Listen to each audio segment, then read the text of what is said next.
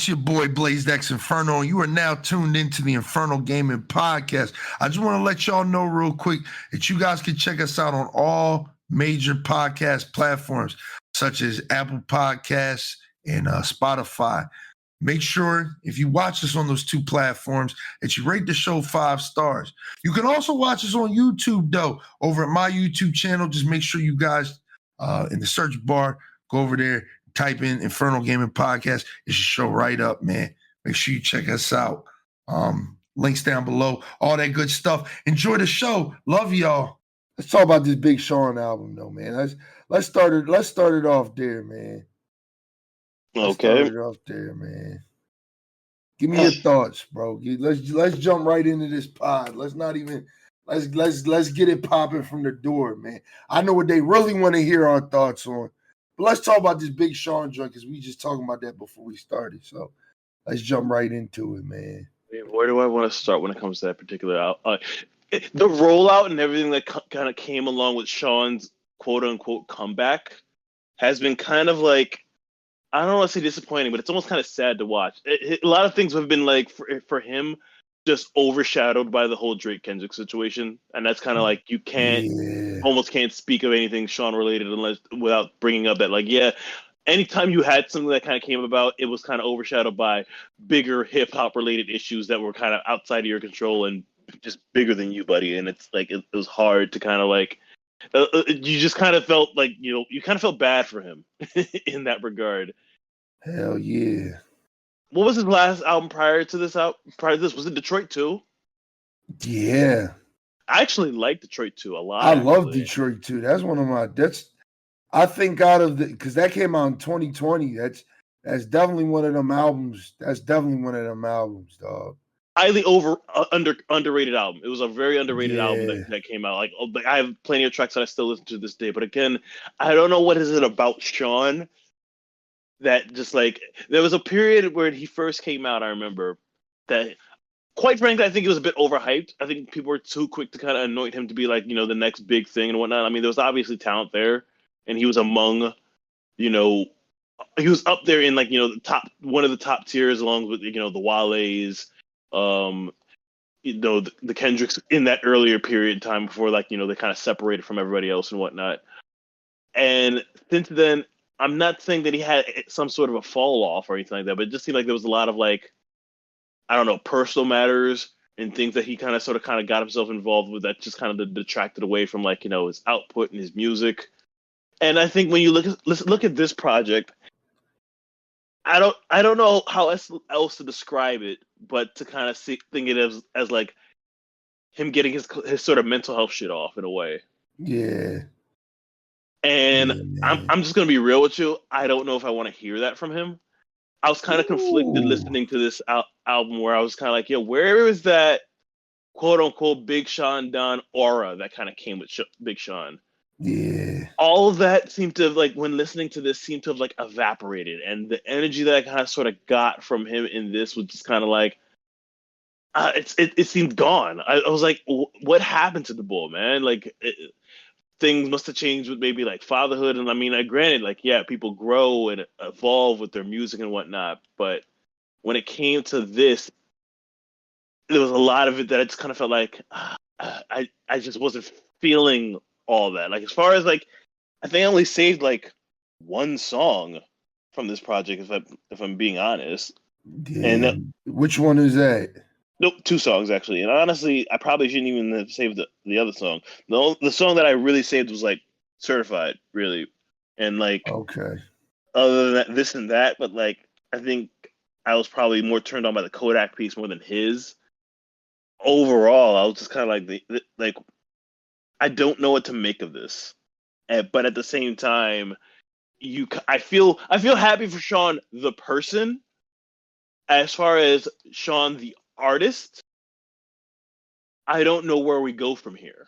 Like, what is there left to do at this point? What does Sean have left to say? What does Sean have left to kind of like prove or deliver? Because if this is like, after a couple years hiatus, the best that he's able to give us after Detroit 2, I mean, is it far-fetched to say that the man's cooked?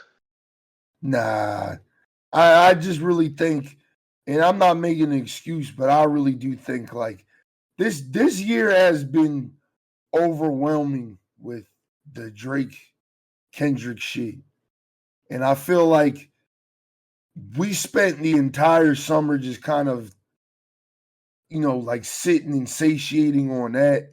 So it's kind of like we just kind of like real shit. Like this album dropped in the worst time, dog. Like the worst time. And I wouldn't say he's cooked. I think he's far from it. I think for me, when I listen to this album, I think of like where he's at, like the mode that he's in. Like you gotta think, man, like in his mind, and if you really look at it, you know what I mean, in the same way that he probably is, like the nigga's winning right now. Nigga's majorly winning. He's fucking Janae Aiko. He got a kid by her. You know what I mean? Like, you know what I mean? He's winning. So it's just like this is his first album coming off of, securing the puss. You know what I mean? Did you ever see that like Breakfast Club interview where they talked to him about like, okay, why ain't you marrying her? And then like he gave us this word salad answer that really meant nothing.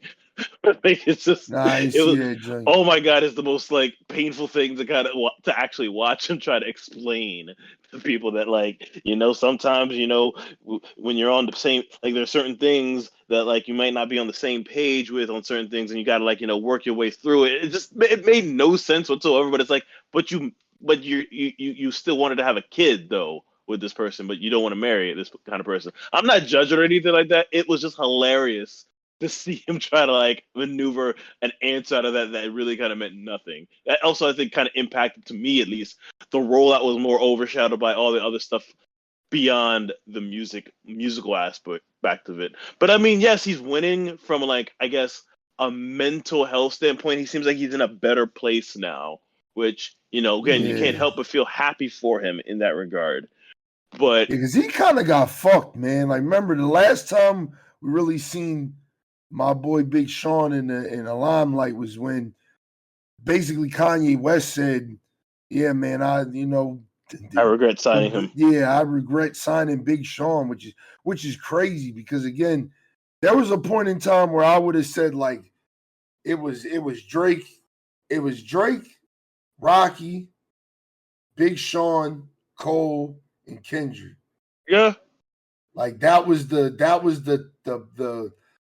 Mount Rushmore of the hype beast era, man. You know what I mean? Like he was up in that particular top tier of those like up and coming MCs that just came out of that golden age. Yeah. Of just like, this is it almost looked as like this is going to be the redemption arc of like a hip hop that has kind of like decreased in quality for the time. So like having people like him, Cole, his other contemporaries of that time come into the game around the same point. Like there were a lot of high expectations on him, and I think to the most part he's delivered. I mean, I think Finally Famous. I think that was a pretty decent album. Detroit is a classic mixtape. Yeah, I think there were a couple of his albums were pretty solid. I don't know if he has. Does Sean have a classic? Besides Detroit, does Sean have a classic? Detroit 2. I would say it's a classic. I like Detroit 2 a lot, man. It could probably be considered a cult classic, but then I'm not in Sean Hive, so I wouldn't necessarily know. I think he has cult classics, and I think Detroit is among them. But like when we think about like anything that's critically acclaimed of anything that came out of Sean's discography, does Sean have one of those? Yeah. I mean, niggas stand that Hall of Fame album. I mean, I think I Decided would be his cult classic, to be honest. Now that I think about it, I Decided was like, that was when I was looking at Big Sean a little different. I was like, hold up, man. Like, this Big Sean, this Big Sean on this joint? Like, that was the first time I was looking at bro, and I was like, oh, shit. Like, what about Dark Sky Paradise? That was a good album. I don't know if that would be his classic though, but I liked I Decided actually. I remember when it came out. Yeah, I Decided was the joint, man. That was like the defining album for me because when Big Sean first came out to me, he's like a meme rapper before meme rappers. Like you know it. Like back in the day, in our friend group, we used to do the oh God, all the fucking time. I mean, like that was my ringtone for the longest. Yeah, like, that was my alarm. We didn't even take bro serious when he first came out, man. Boy. Then we had the song "Ass," so it was like, it was really kind of hard to to kind of take him seriously. Like, but at the same time, I think that was genuine to him, and that's I think part of like what I mean by like the aura, the bravado that sort of came with a Big Sean. Like, in a sense, like sure there were the comical elements of it, but at the same time he couldn't be denied as far as his like rapping ability and like just the energy that he came with. Now he almost looks like when I look at Big Sean now, I look at him as almost like a man defeated by life, right? Like he's been through some shit, and I'm just like, but at the same time, he's.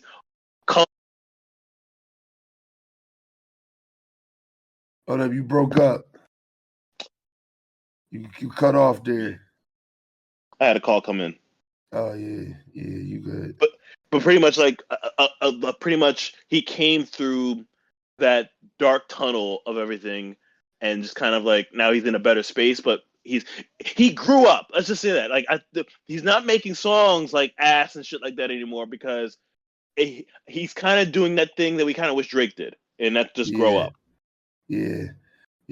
And plus, we not in that era no more. Like, I think Ass was, like, as much as, like, people, especially Kanye clowning for that song, that's a song from that era, man. Like, that's really one of them joints, like, you know what I mean? It just comes with that time. Like, you got to understand, I tell people, like, the golden era for music, and at least for me and my generation, is, like, 2011 to, like, 2014. Like, the music that we got in that time was just You're not going to include 2015 with the Future run? I mean, I think that was a whole different time. I think at that time, like, music was transferring to become what it is now. Okay. I think Future was just kind of the anomaly of that time period. You know what I mean? Because if you really think about it, like, that was the beginning of the fast food, music era that we live in today.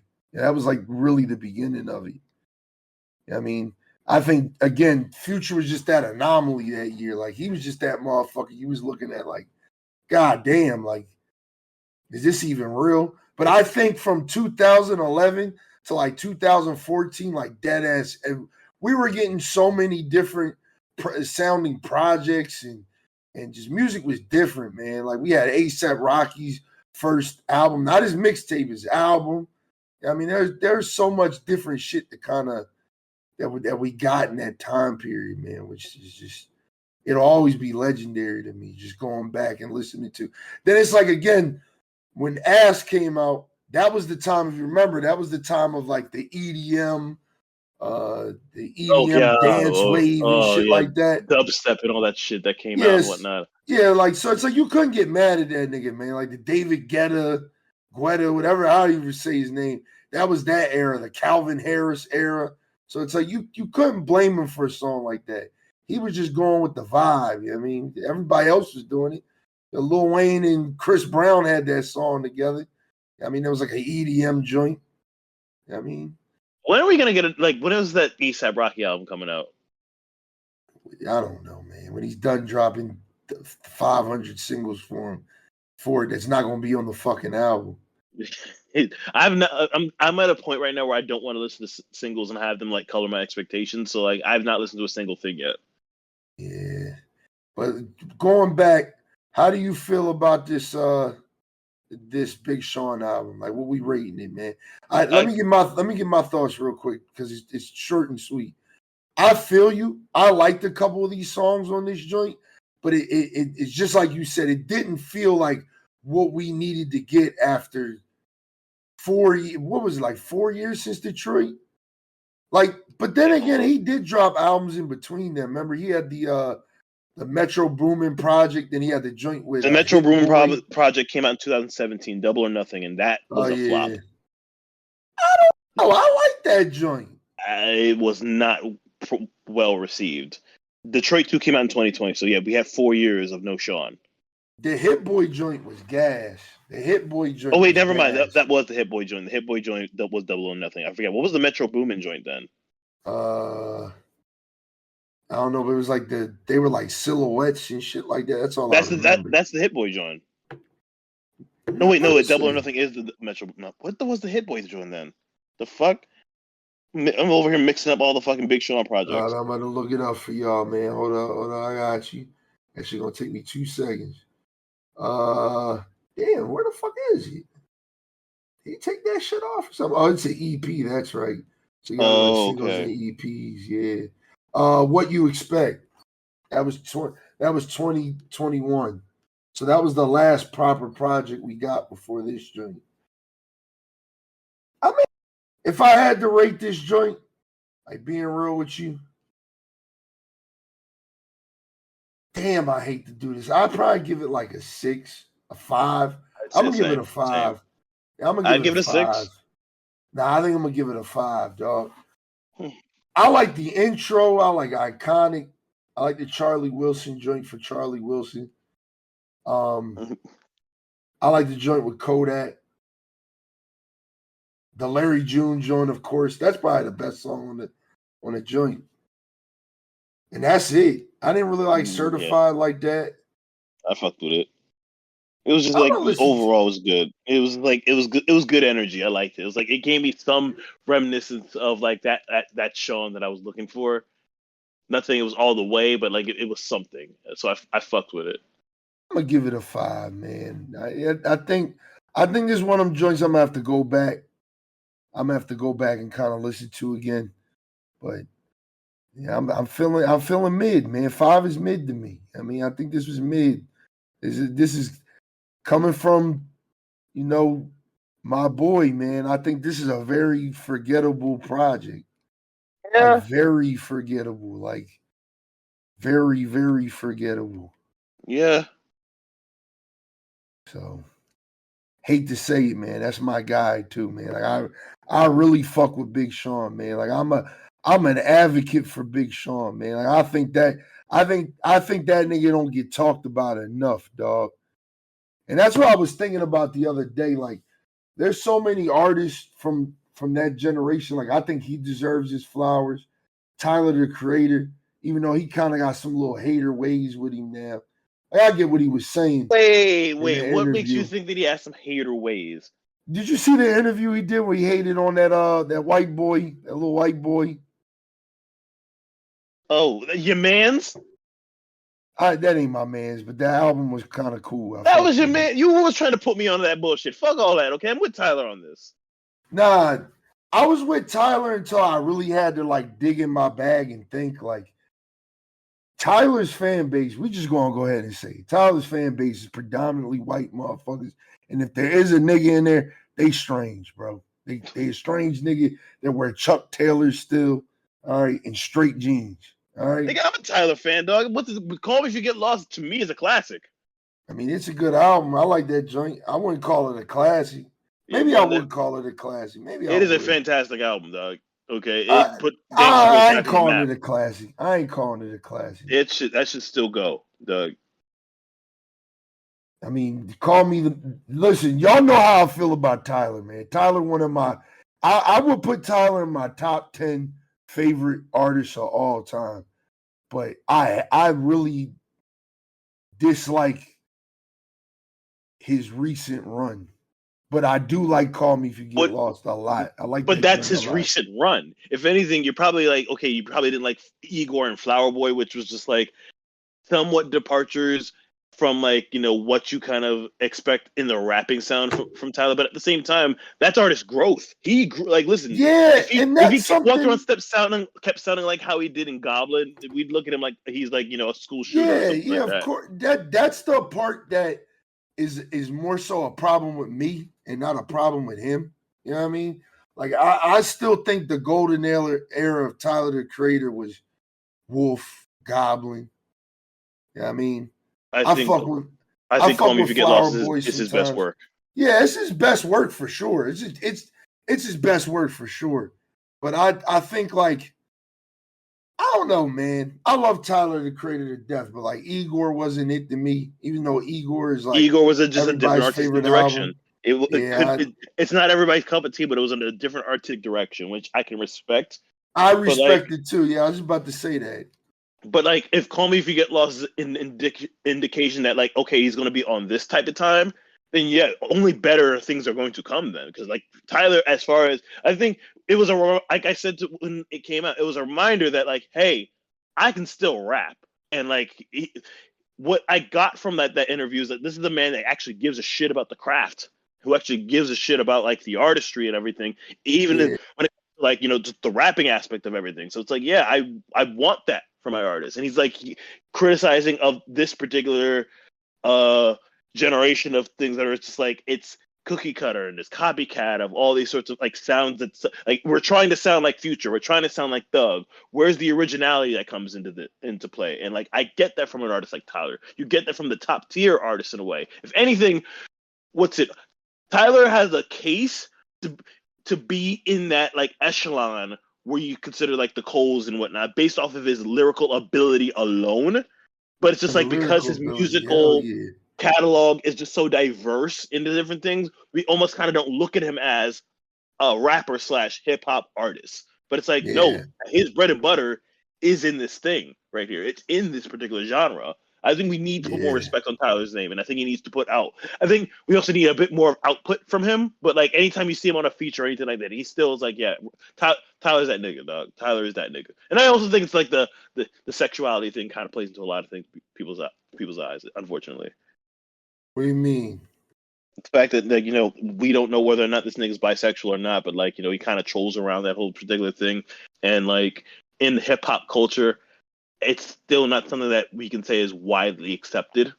Oh yeah, it's kind of like it's an unfortunate reality of the culture itself. Like you could be talented as fuck, but if niggas find out you fucking dudes, niggas will undermine the fuck out of your skill and all the things that make you like a top tier lyricist. Yeah, but that nigga fucking dudes though, so like we ain't with that. That was like Isaiah Rashad. Niggas was a fan of him till he came out like, yeah, I'm gay as hell. Like, or no, it wasn't that he came out that he was gay. I think it was like he got leaked that he was fucking dudes and shit. That was like my man August Alsina, man. I just found out that nigga gay, man. It was like, damn, bro.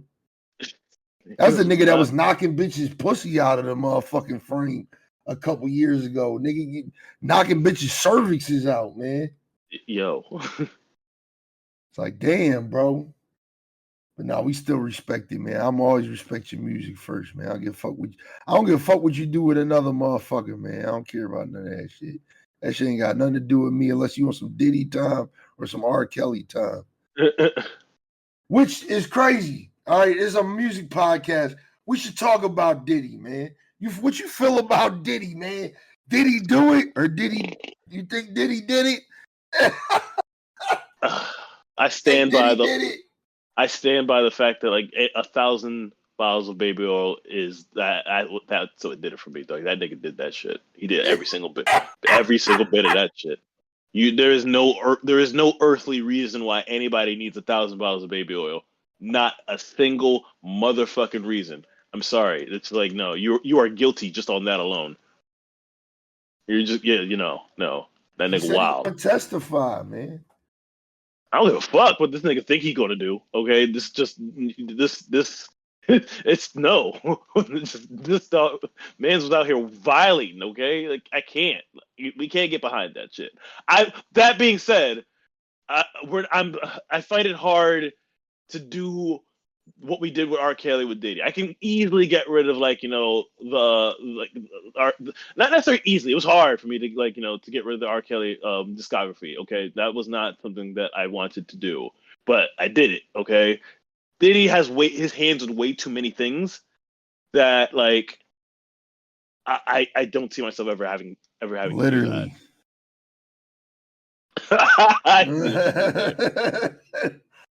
Bro got his hand in a lot of motherfucking things. Man, it's crazy though, man. If you ever read the indictments and all that kind of stuff, it's it's jarring stuff, man. Like it is. But I also think like I'm trying to remember whom I had this conversation with. Oh yeah, it was my man Jacob. Shout out to my man Jacob. But this is like, almost somewhat tantamount to like, Epstein levels of shit. And like I will always say this, okay, I'm not the conspiratorial minded type of person, but at the same time, when it came to the whole Epstein suicide, whatever situation, it was admittedly fishy type of stuff, and to the point where in which if somebody had the theory that like, yeah, he definitely did not kill himself when he was in when he was incarcerated and whatnot, I can be sympathetic to that sort of mind frame, considering that like Epstein was connected to a lot of very powerful people in like governments and shit.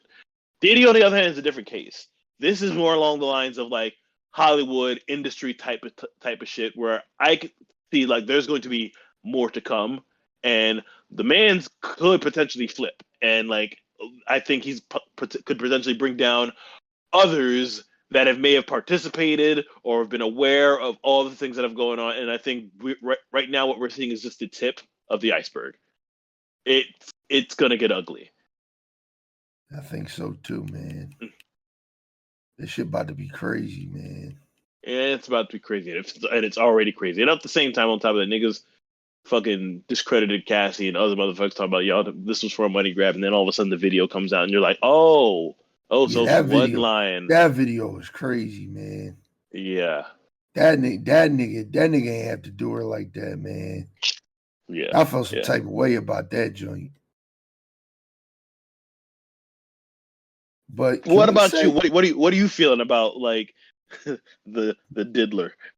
To be honest with you, man, to be real with you, besides the memes, because I really appreciate the memes. We gotta appreciate the memes. Other than that, I'm not gonna lie, I really don't care too much. The rent due is the rent due, man. Yeah, I got bills to pay. Yeah, real shit, I got bills to pay. I mean, I'm gonna keep it real with you. I'm one of them niggas when they found out R. Kelly did it, I really didn't care too much. Damn, nigga. Yeah, like I was like, all right, cool. We got to get rid of his music bed. Like it didn't do it. It wasn't one of those things like, yo, if somebody has to tell me like Future was out here doing some wild shit, that's gonna be hard for me. Wayne, that's gonna be hard for me. Drake, nigga, that's hard for me, dog. But when niggas was like, yo, we gonna stop listening to R. Kelly, I was like, okay, bet. You know what I mean? Like, that's not a hard decision for me at all. Same thing with Diddy. Like, he got his hands in a lot of things, but at the end of the day, we got to get rid of that nigga, literally. I mean, if we got to get rid of that nigga's discography as well, then fuck it. We getting rid of that nigga's discography as well. Yeah, it's hard for me to get rid of More Money, More Problems, dog. That shit, and plus, like, it's everything.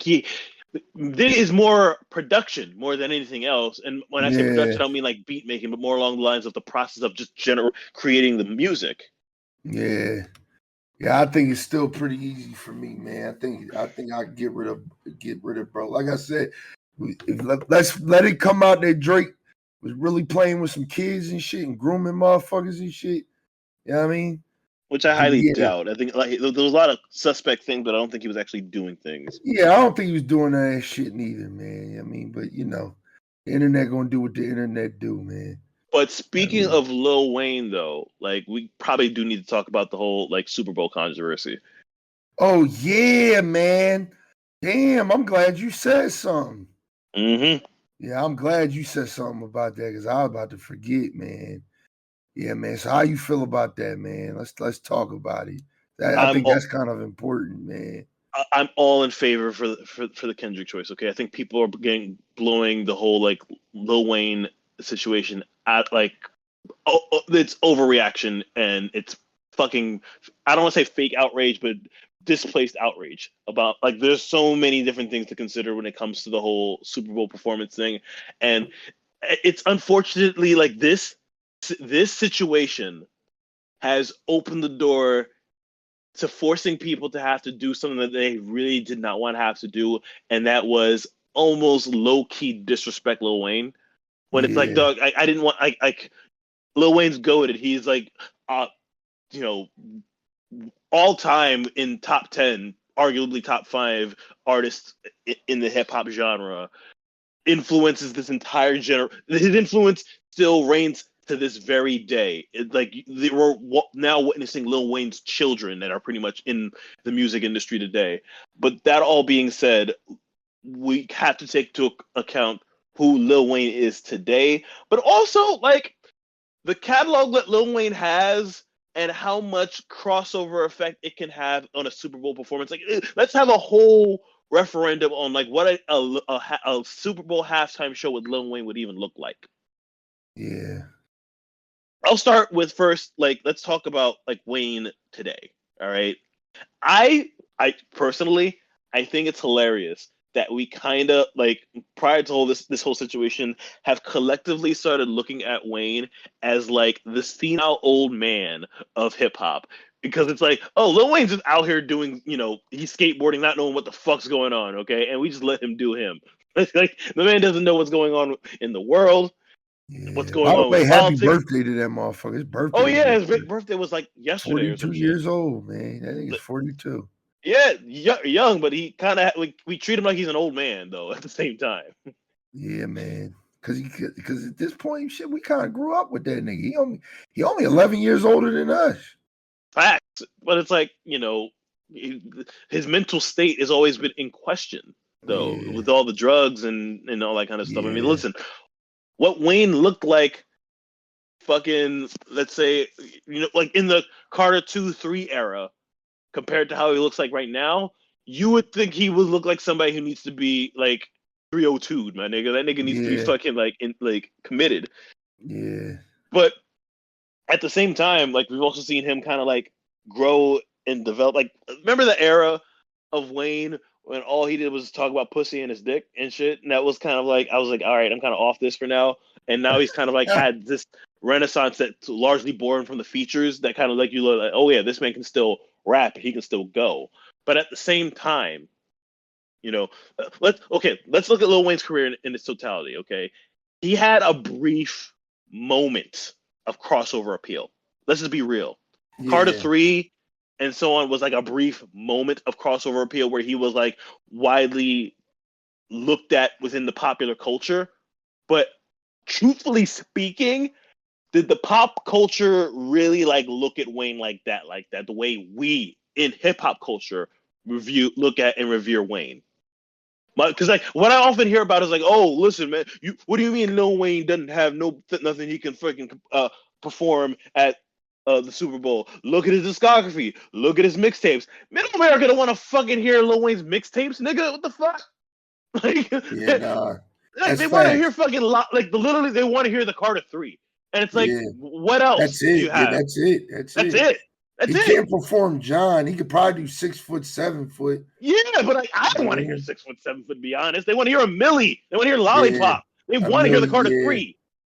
Mr. Carter. Yeah, Mrs. Officer and shit. Like they want to hear the Carter 3. And like that, if your entire halftime performance is centered around one album just so it can have like mass appeal, that's a problem. Meanwhile, Kendrick, all his albums have mass appeal. It's unfortunate even he'll acknowledge that like a lot of people at his shows are white. It's like, but the game's the game, all right? The game is the game, yeah, you're right. But also like, okay, beyond just like the musical aspect, we're talking about Wayne, him, how he's kind of like, fucking performed recently and other things. I mean, the clips have been going on about like, the WrestleMania performance and everything like that. Wayne hasn't been in the best state of mind for a while, health-wise and all that stuff. And a lot of that is just, all of that plays into like the decision process and whatnot. All of this just kind of reeks of like, Rock Nation, girl, we cannot let them keep getting away with this bullshit. Where it's like, okay, you probably ain't having nothing to do with this bullshit, all right? Listen, love Wayne, all right? But like, let's not get, fake mad about this entire situation when we know that like, Wayne probably didn't do himself any sort of favors in the selection process. To be quite honest, he was like, "Yo, he basically hyped himself up." You know what I mean? And He even said it like, I really ain't even put no work out. Like, I ain't got no new he just album. expected it. He just kind of like, yo, like it was like, duh, I'm gonna get this. When it's like, nah, nigga, you gotta put in the work. You gotta audition and let these people know that are going to be investing in this, because the Super Bowl halftime show is a huge investment. That like, yeah, you are up to the job. And quite frankly, though, as well, like when you had a year, okay, sans the beef, I think what sealed it for Kendrick was the pop-out show. The pop-out show was like, yo, okay, this is a phenomenon that we need to capitalize off of. If he didn't have that, it was just the beef itself, we probably wouldn't have gotten the Kendrick thing. We probably would have gotten somebody else. Everybody's talking about Taylor Swift. Drake was offered. Who knows? Okay, whatever.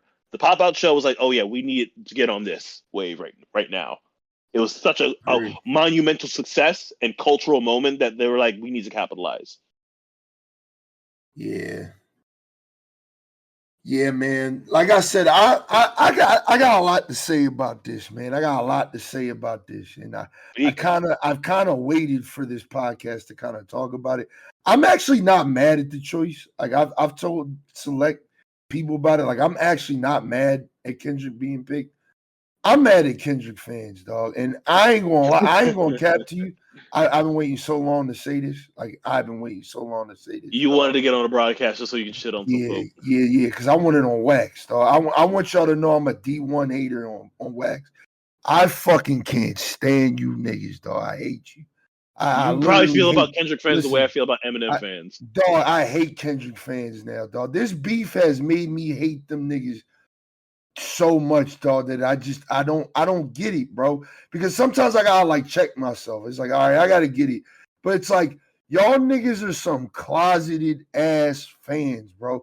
Y'all come out of nowhere. I mean, when it fits y'all narrative, because it finally fits y'all narrative now, right? It finally, for a lot of people, I'm not saying all of y'all, right? Let's get that clear. For a lot of y'all, it fits y'all narrative now, man. Drake has been the most hated nigga for a very long time. Niggas been looking at him as a cornball since Hotline Bling.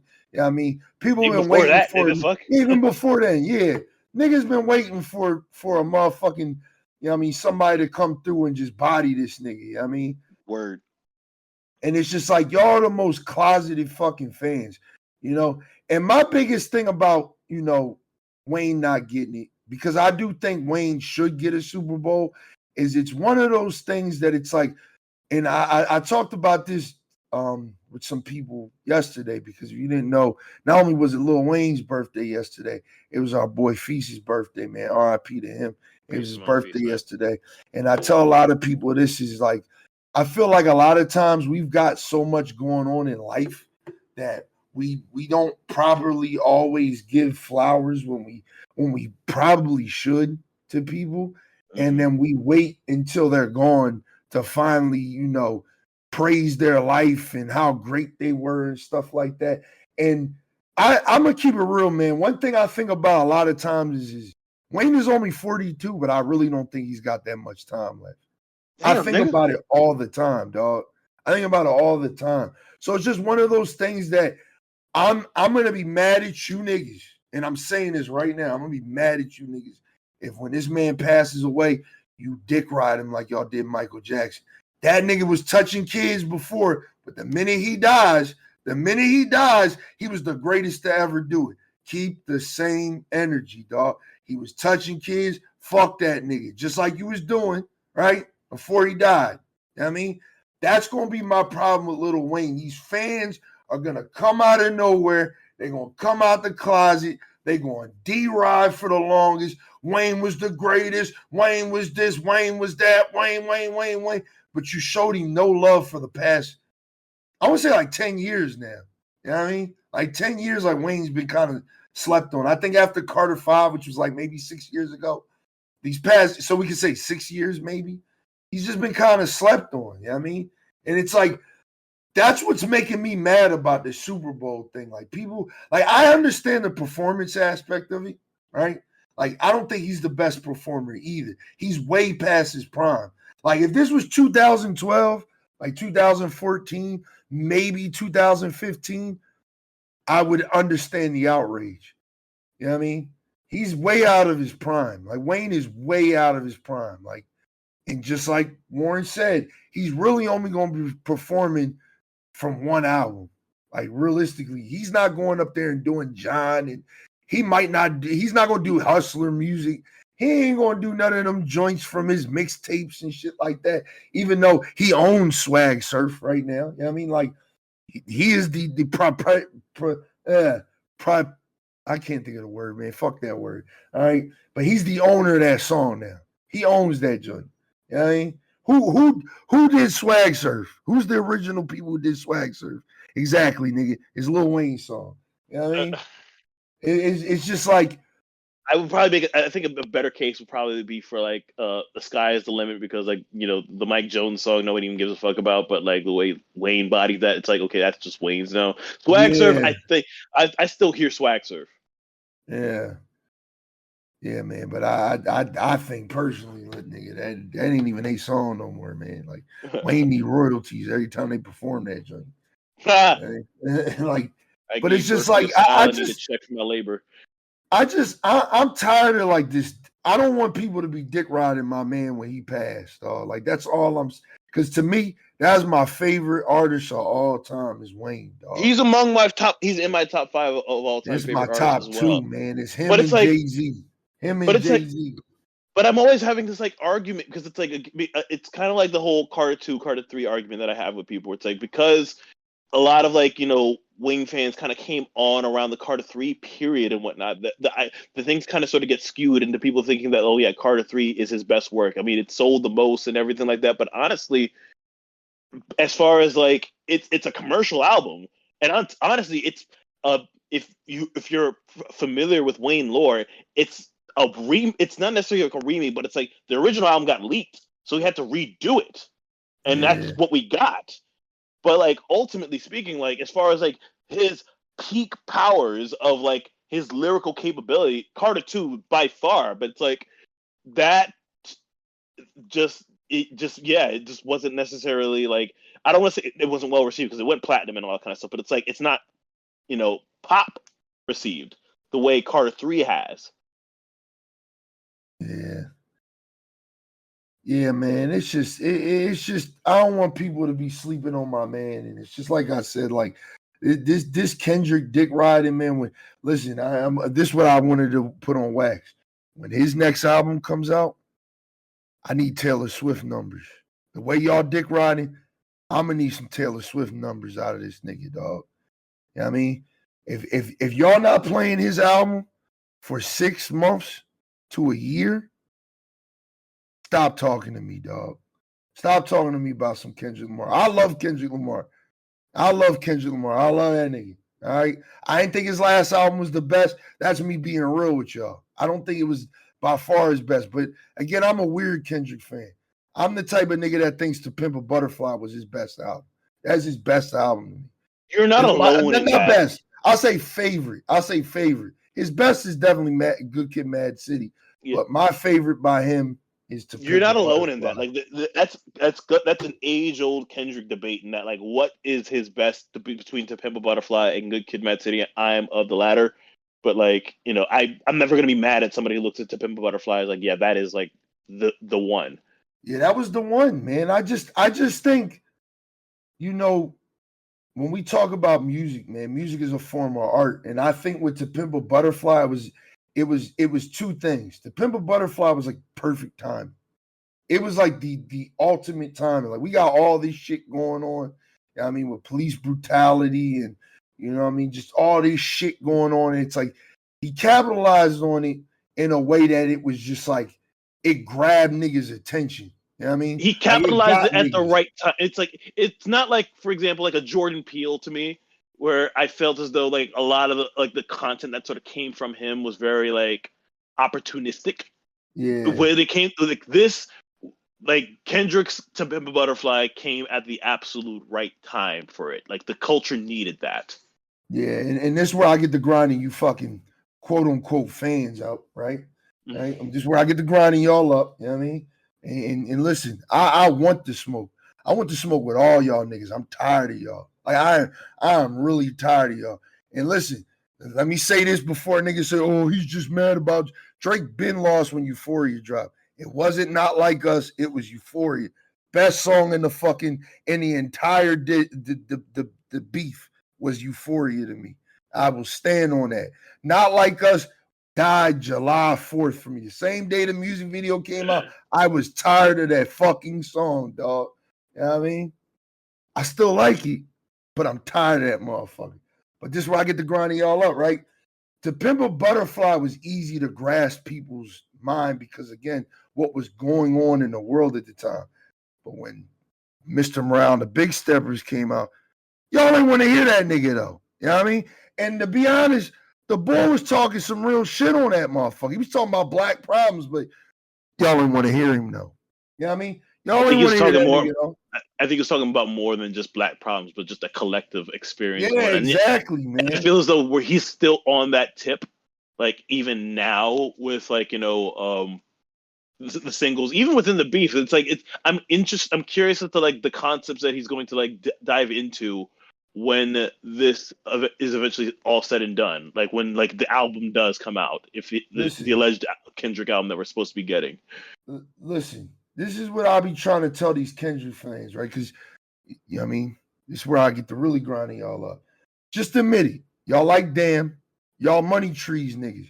Y'all bitch don't kill my vibe niggas. Y'all not Mortal Man niggas. Y'all not These Walls niggas. You know what I mean? These Walls niggas. Yeah, y'all only like the nigga when it's turn up time. Y'all don't like the nigga when it's time to sit down and reflect and actually listen to the music. Like y'all so-called think y'all do. You know what I mean? Because y'all wait for another nigga to rap genius the whole song to break it down for y'all and then think of it like, oh, I figured it out. No, you didn't, nigga. Y'all don't be hearing bull, man. And that's the thing that makes me mad about y'all Kendrick fans. Y'all not even real fucking fans, dog. This shit just pisses me off because y'all dick ride because the nigga done took out the man that y'all hated the most. You know what I mean? And now y'all dick riding, man. That's y'all white knight. That's literally y'all white knight, nigga. Like, just keep it a beam, dog. And that's what I wish some of these Kendrick fans would do. Just keep it a beam, man. Just be real. Like, I would respect the nigga more if he was to be like, you know what? I've been a Drake hater, and I'm glad that a nigga just like knocked the crown off his fucking head and got this nigga spiraling out. Because Drake is crashing out, dog. You know what I mean? And that's just sad to me because it's just like, goddamn, Drake.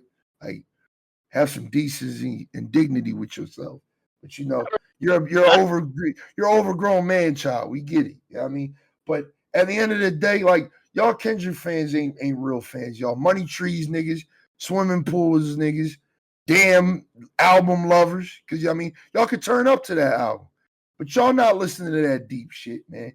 You know what I mean? Y'all not sick. Y'all Silent Hill niggas. You know what I mean? When it came to Mr. Morale, y'all N64 niggas or N95, whatever that song is, y'all them niggas. Y'all wasn't trying to listen to the intro. Y'all wasn't trying to listen to the interlude. Y'all didn't want to hear none of that shit. You know what I mean? Y'all Savior went right over y'all niggas' heads. You know what I mean? Went right over y'all niggas' heads. And that's what makes me mad about Kendrick fans, dog. Just admit that you're dick riding and you're D-riding heavy because that nigga took out Drake, nigga. Just do it, please. Say please. Just please, man. Am I looking forward to his motherfucking Super Bowl performance? Absolutely not. I'm going to keep it real with you. If that nigga performs Not Like Us like more than once, dog, I'm going to lose my mind. It's going to happen once, but like I don't see it happening like I see it happening. I see him running it back, man. I told my mans that the other day. He gonna run that bitch back, dog. You know what I mean? And it's crazy to me, man. Cause I do think like when the news first came out, the first thing that thought they bumped into my head was the big as the Super Bowl line, nigga. I was like, damn, dog. This is like the icing on the cake. Like Drake is really done, dog. Like Drake is really cooked, man. And it's like it's a shame, but it's like the inevitable, dog. Like Drake done put his time in. Like it's time to just, like bow down peacefully. It's like the same thing I say about Nicki Minaj. Like, just pass the crown on to the next bitch. Same thing with Drake, man. Just get that shit to Cole and let Cole run it, dog. You know what I mean? Like really let Cole run it. Like let the Weeknd run it with the R&B shit. fuck it, let Kendrick run it, man. You know what I mean? Let one of these niggas run it. Like, you had your time. Like, that's one thing I feel like I've always respected about Wayne, was Wayne knew what his prime was, and he knows that he's way out of it. Like, I think deep down inside, he knows, like, that era is gone. Like, Carter 3, Carter 4,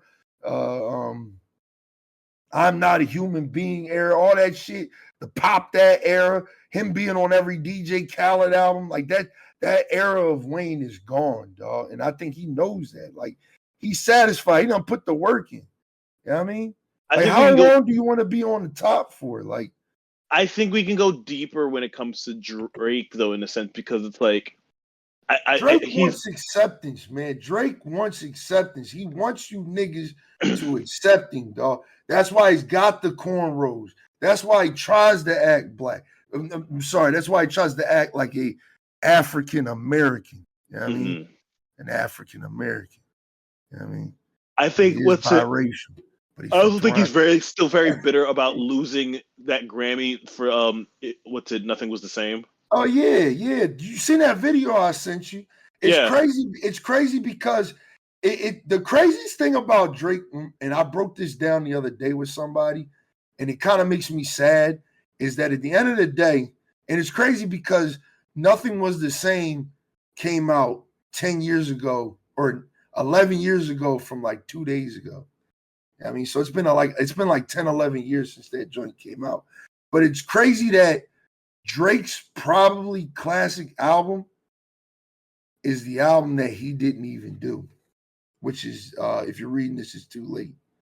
I think to me, and this is just me just being living in that era and that time, that was his like magnum opus. That was it, dog. As much as he wanted it to be Nothing Was the Same, and you can feel the build up and the energy and just the construction of the album itself.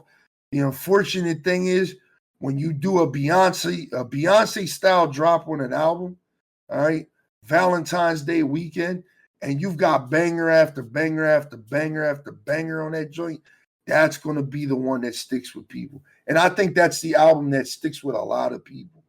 And it's unfortunate. Like, that's probably his best album. Like, from front to back, best album. You know what I mean? I can't think of one song on that joint I don't like. That's like, yo, we got to skip that joint. It might be like Preach or something like that, but Preach ain't a bad song. It's just one of them songs like I just don't want to hear in 2024. But the rest of the album, from Legends all the way to 6 p.m. in New York, no skips. You know what I mean? It's unfortunate. You know what I mean? It's unfortunate because I think, like, when we look at Andre 3000, or we look at Kendrick Lamar, or we look at let's pick another artist. Like, let's say Big Sean's a hard one. I mean, let's just use those two then. Andre 3000 and Kendrick Lamar. They have their certified classic album. I mean, and you can feel as though that was something that they made a classic by themselves. It was almost like the fans chose Drake's classic album. And that's kind of how it is. Yeah. I mean, but what I'm trying to say, I can't really articulate it, is it's like you feel the energy and the power put into an album like Good Kid, Mad City, or The Pimp a Butterfly and stuff like that. When you look at like Nothing Was the Same, it feels that way, but it also feels forced. Like, it doesn't feel like this was a genuine. Damn, I can't break it down, man. But it's just it sucks, man. I be feeling bad for Drake, low key, man. I be feeling bad for bro.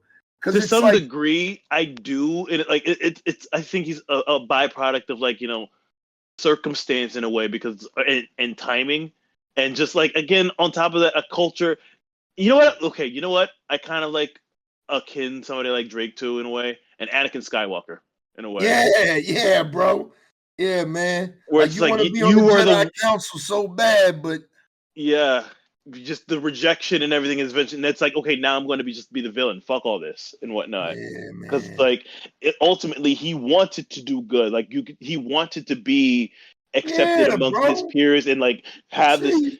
affinity get for it, hip hop and man. everything, and now we're just looking at him as like, okay, this culture vulture that just came in here and not, Yeah, this culture vulture man child, when he came in and he literally came in as a student of the game, dog. He came in under Wayne. You could feel the hunger. I hate Drake's first album. I was a D1 Drake hater at one point. I wasn't a Drake fan until Take Care came out.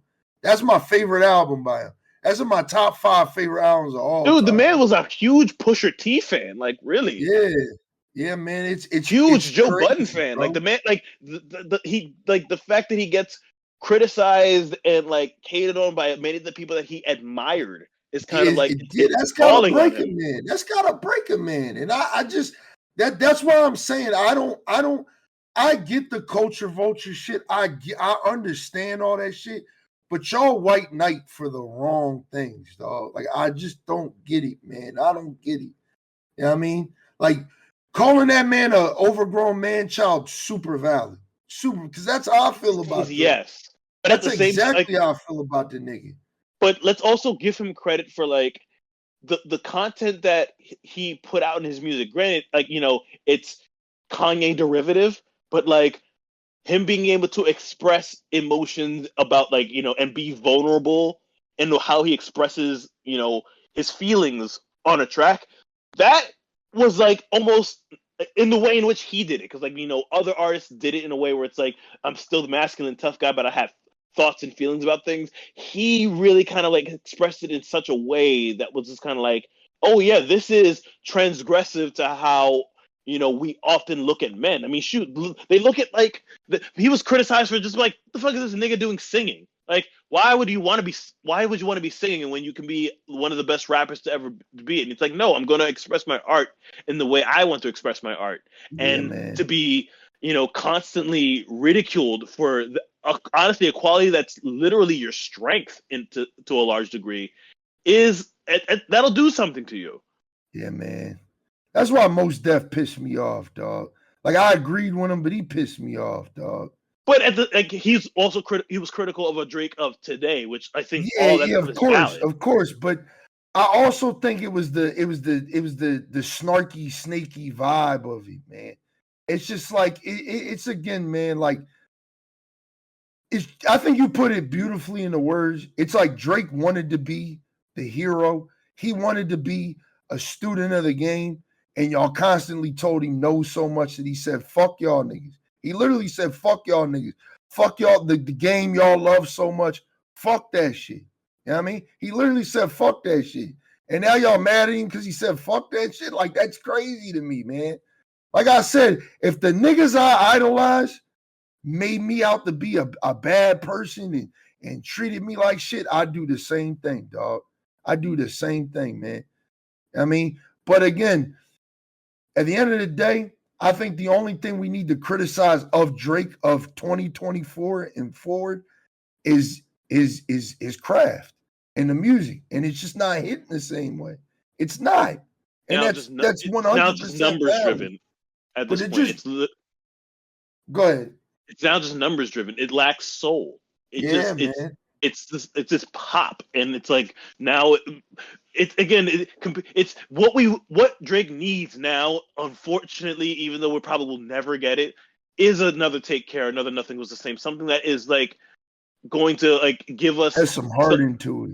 Yeah, some heart and quality to it. But like we're never going to get that again, because like I tried to give you that before, and all you did was shit on it. Yeah, man.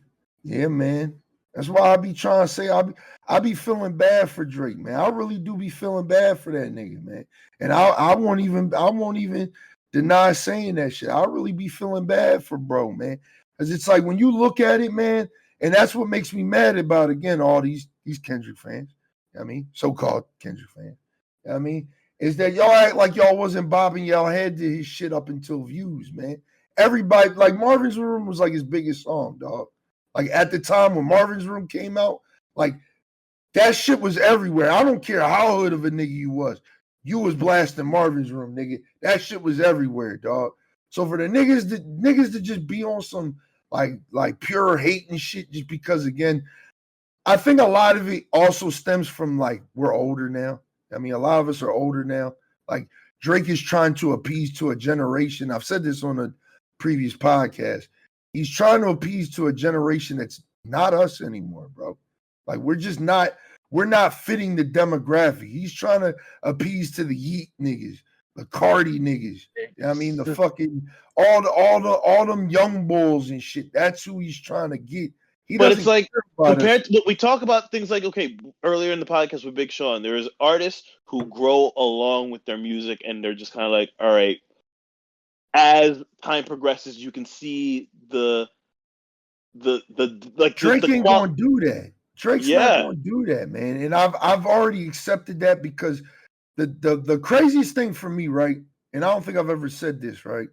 Is that my hype for Certified Lover Boy was probably the most hype I was for a Drake project because the rollout was really good.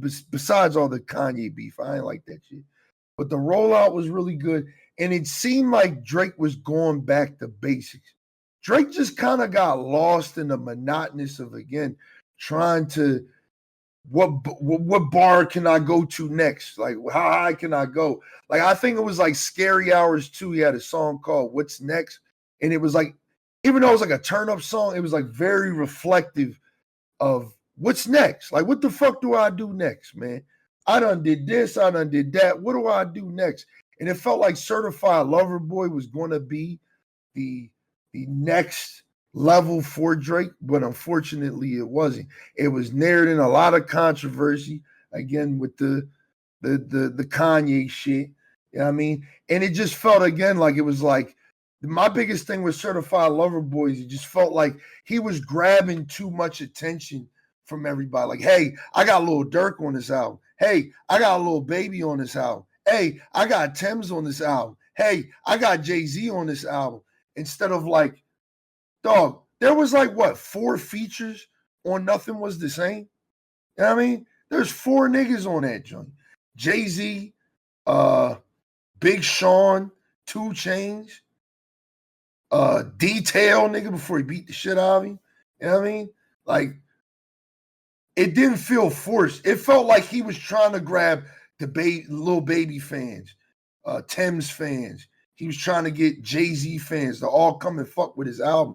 It felt so manufactured, I guess is the word I should say. That's probably the best thing to describe Drake, pretty much. He's like, he is become the epitome of what's wrong with capitalism in music at this point. Yeah, bro. And it's sad because I was looking forward to that album. Like we all were. Oh, listen, Drake albums surprisingly at this point in time still draw the same level of anticipation.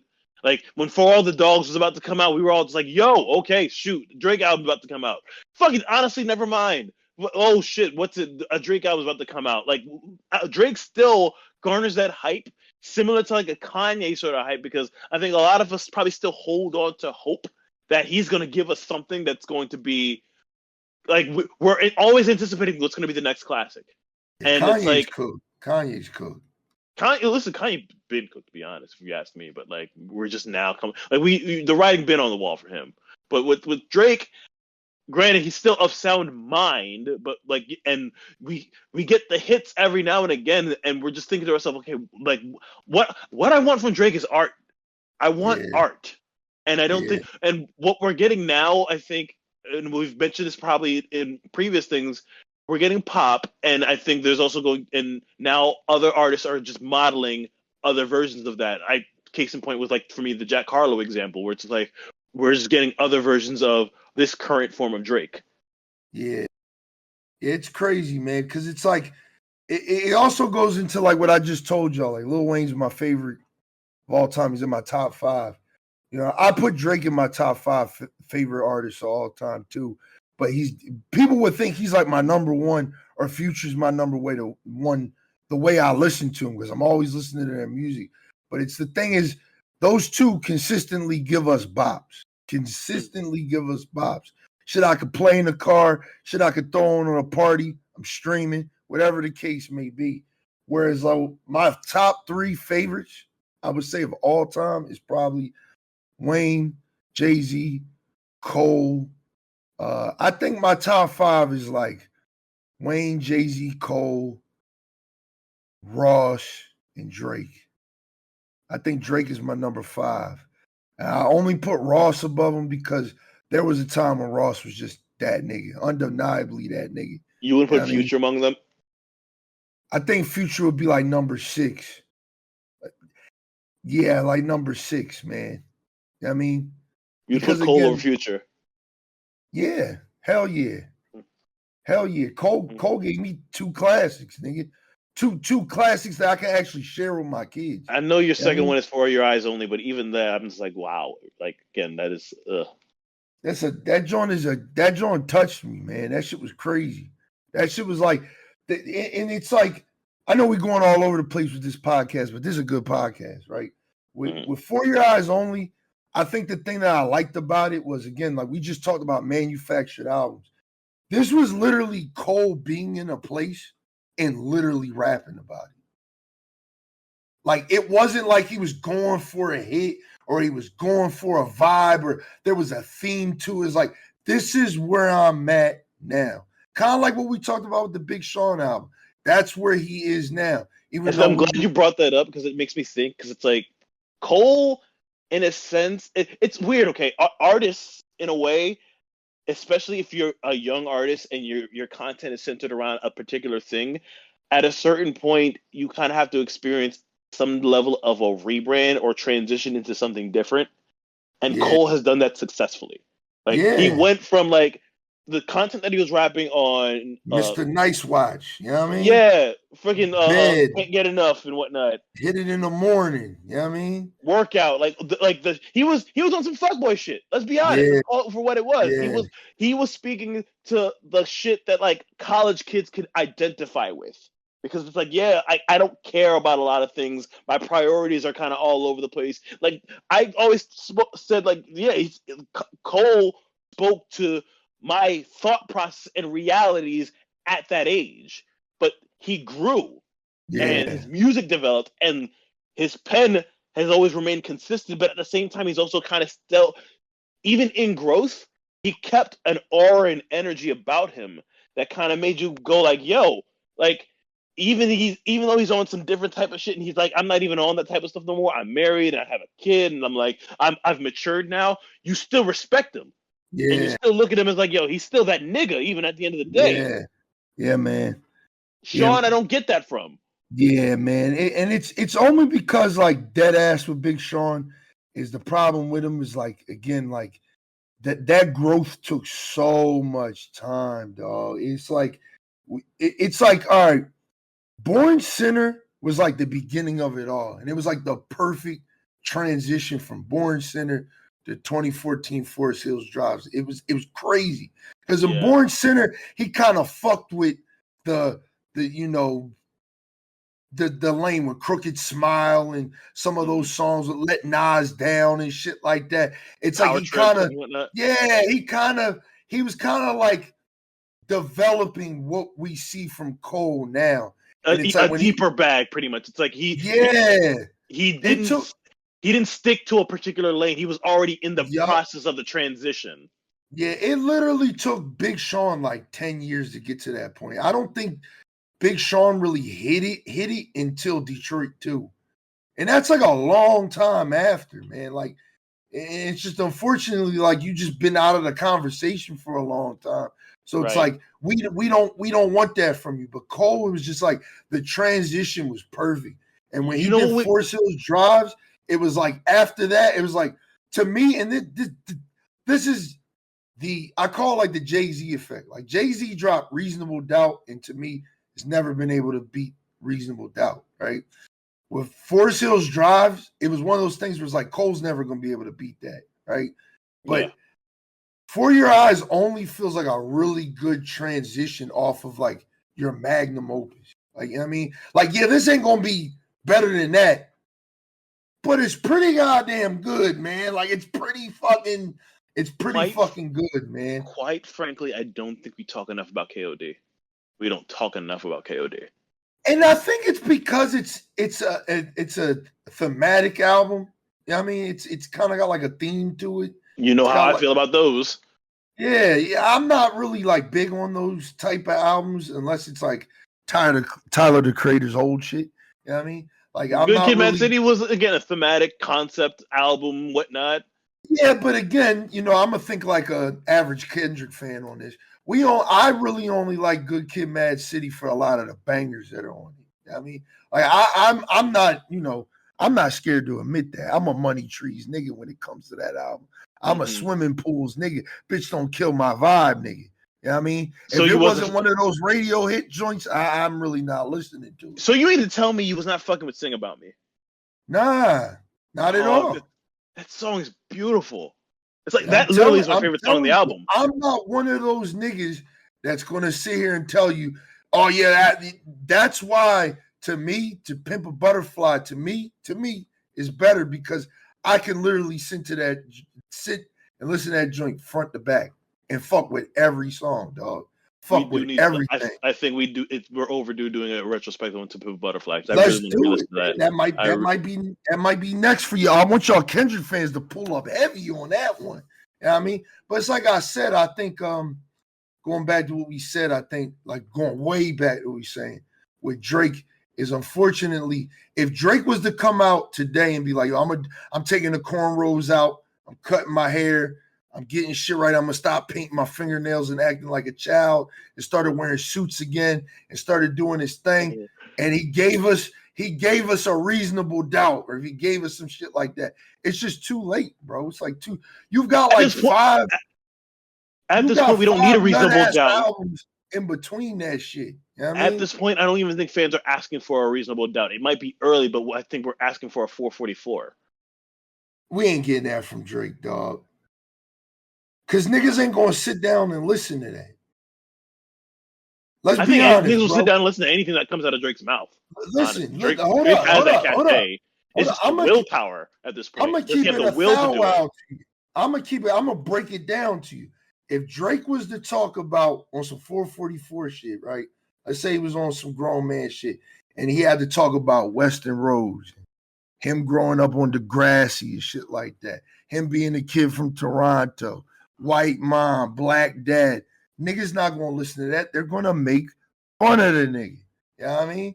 They're going to do that shit. He's not going to be able to pull that shit off, bro. Unfortunately.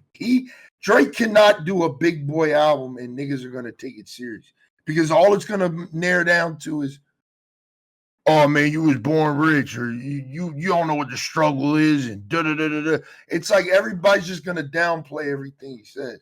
So it's again, just keep giving us bops, man. Just keep making turn up music, nigga. Fuck it. And I think he gets harder criticism, at least. Like, okay, do you want to appease the masses or do you want to appease the culture? Who are you beholden to? Wait, say that again? Do you want to appease the masses or do you want to appease the culture? Who are you beholden to? It's too late for him to appease the culture. He tried to do that. So just appease the masses. I think the beef in a sense can work in his benefit because it's, to some degree, people have garnered some level of respect for Drake and his pen over the years, and I think there are many people who are even among his peers who may not publicly say it, but privately, respect him at least from an artist perspective. Yeah. I also think like a lot of the things that like led to people just kind of like turning their back on him per se is just been personal conduct. Like, nigga, stop fucking people's women. Just stop. Just stop. Yeah. Like, nigga, that is beyond like cultural bullshit, like the culture bullshit stuff. That's just, nigga, you're as a man, you's a piece of shit. Yeah, you're a piece of shit, and people have issue with that. Yeah. Yeah, man. It's fucked up, man. It's fucked up, man. I said, dog, like, I don't think it's ever going to be over for Drake, but it's just kind of one of those things where it's like, bro, it's okay, man. Like, my biggest problem with Nicki a lot of times is she's so afraid to just admit that it's like, that time is over, man. Like, nobody wants to hear that. Nobody wants to hear that bullshit no more, man. Nobody wants to hear that shit no more, bro. It's okay. It is okay to have your time and just be in the back and support the girlies, man.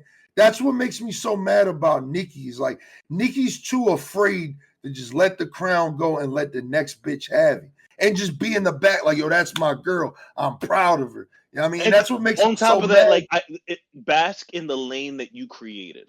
Yeah, you dog, people don't even, unfortunately, really even give Lil' Kim her flowers on the shit anymore. It's like Nicki garnered that shit. She's the face of that shit now. Even though it's really Lil' Kim, Nicki's the face of that I shit think now. Lil Kim, of course, yes, pioneered that type of stuff, and we can always give like credit for like something like that. And, like a lot of like Nicki is Lil Kim derivative, but Nicki took it and put it into a different stratosphere in Yeah. lane in air and put it into spaces that Lil Kim could, unfortunately, no disrespect, could never.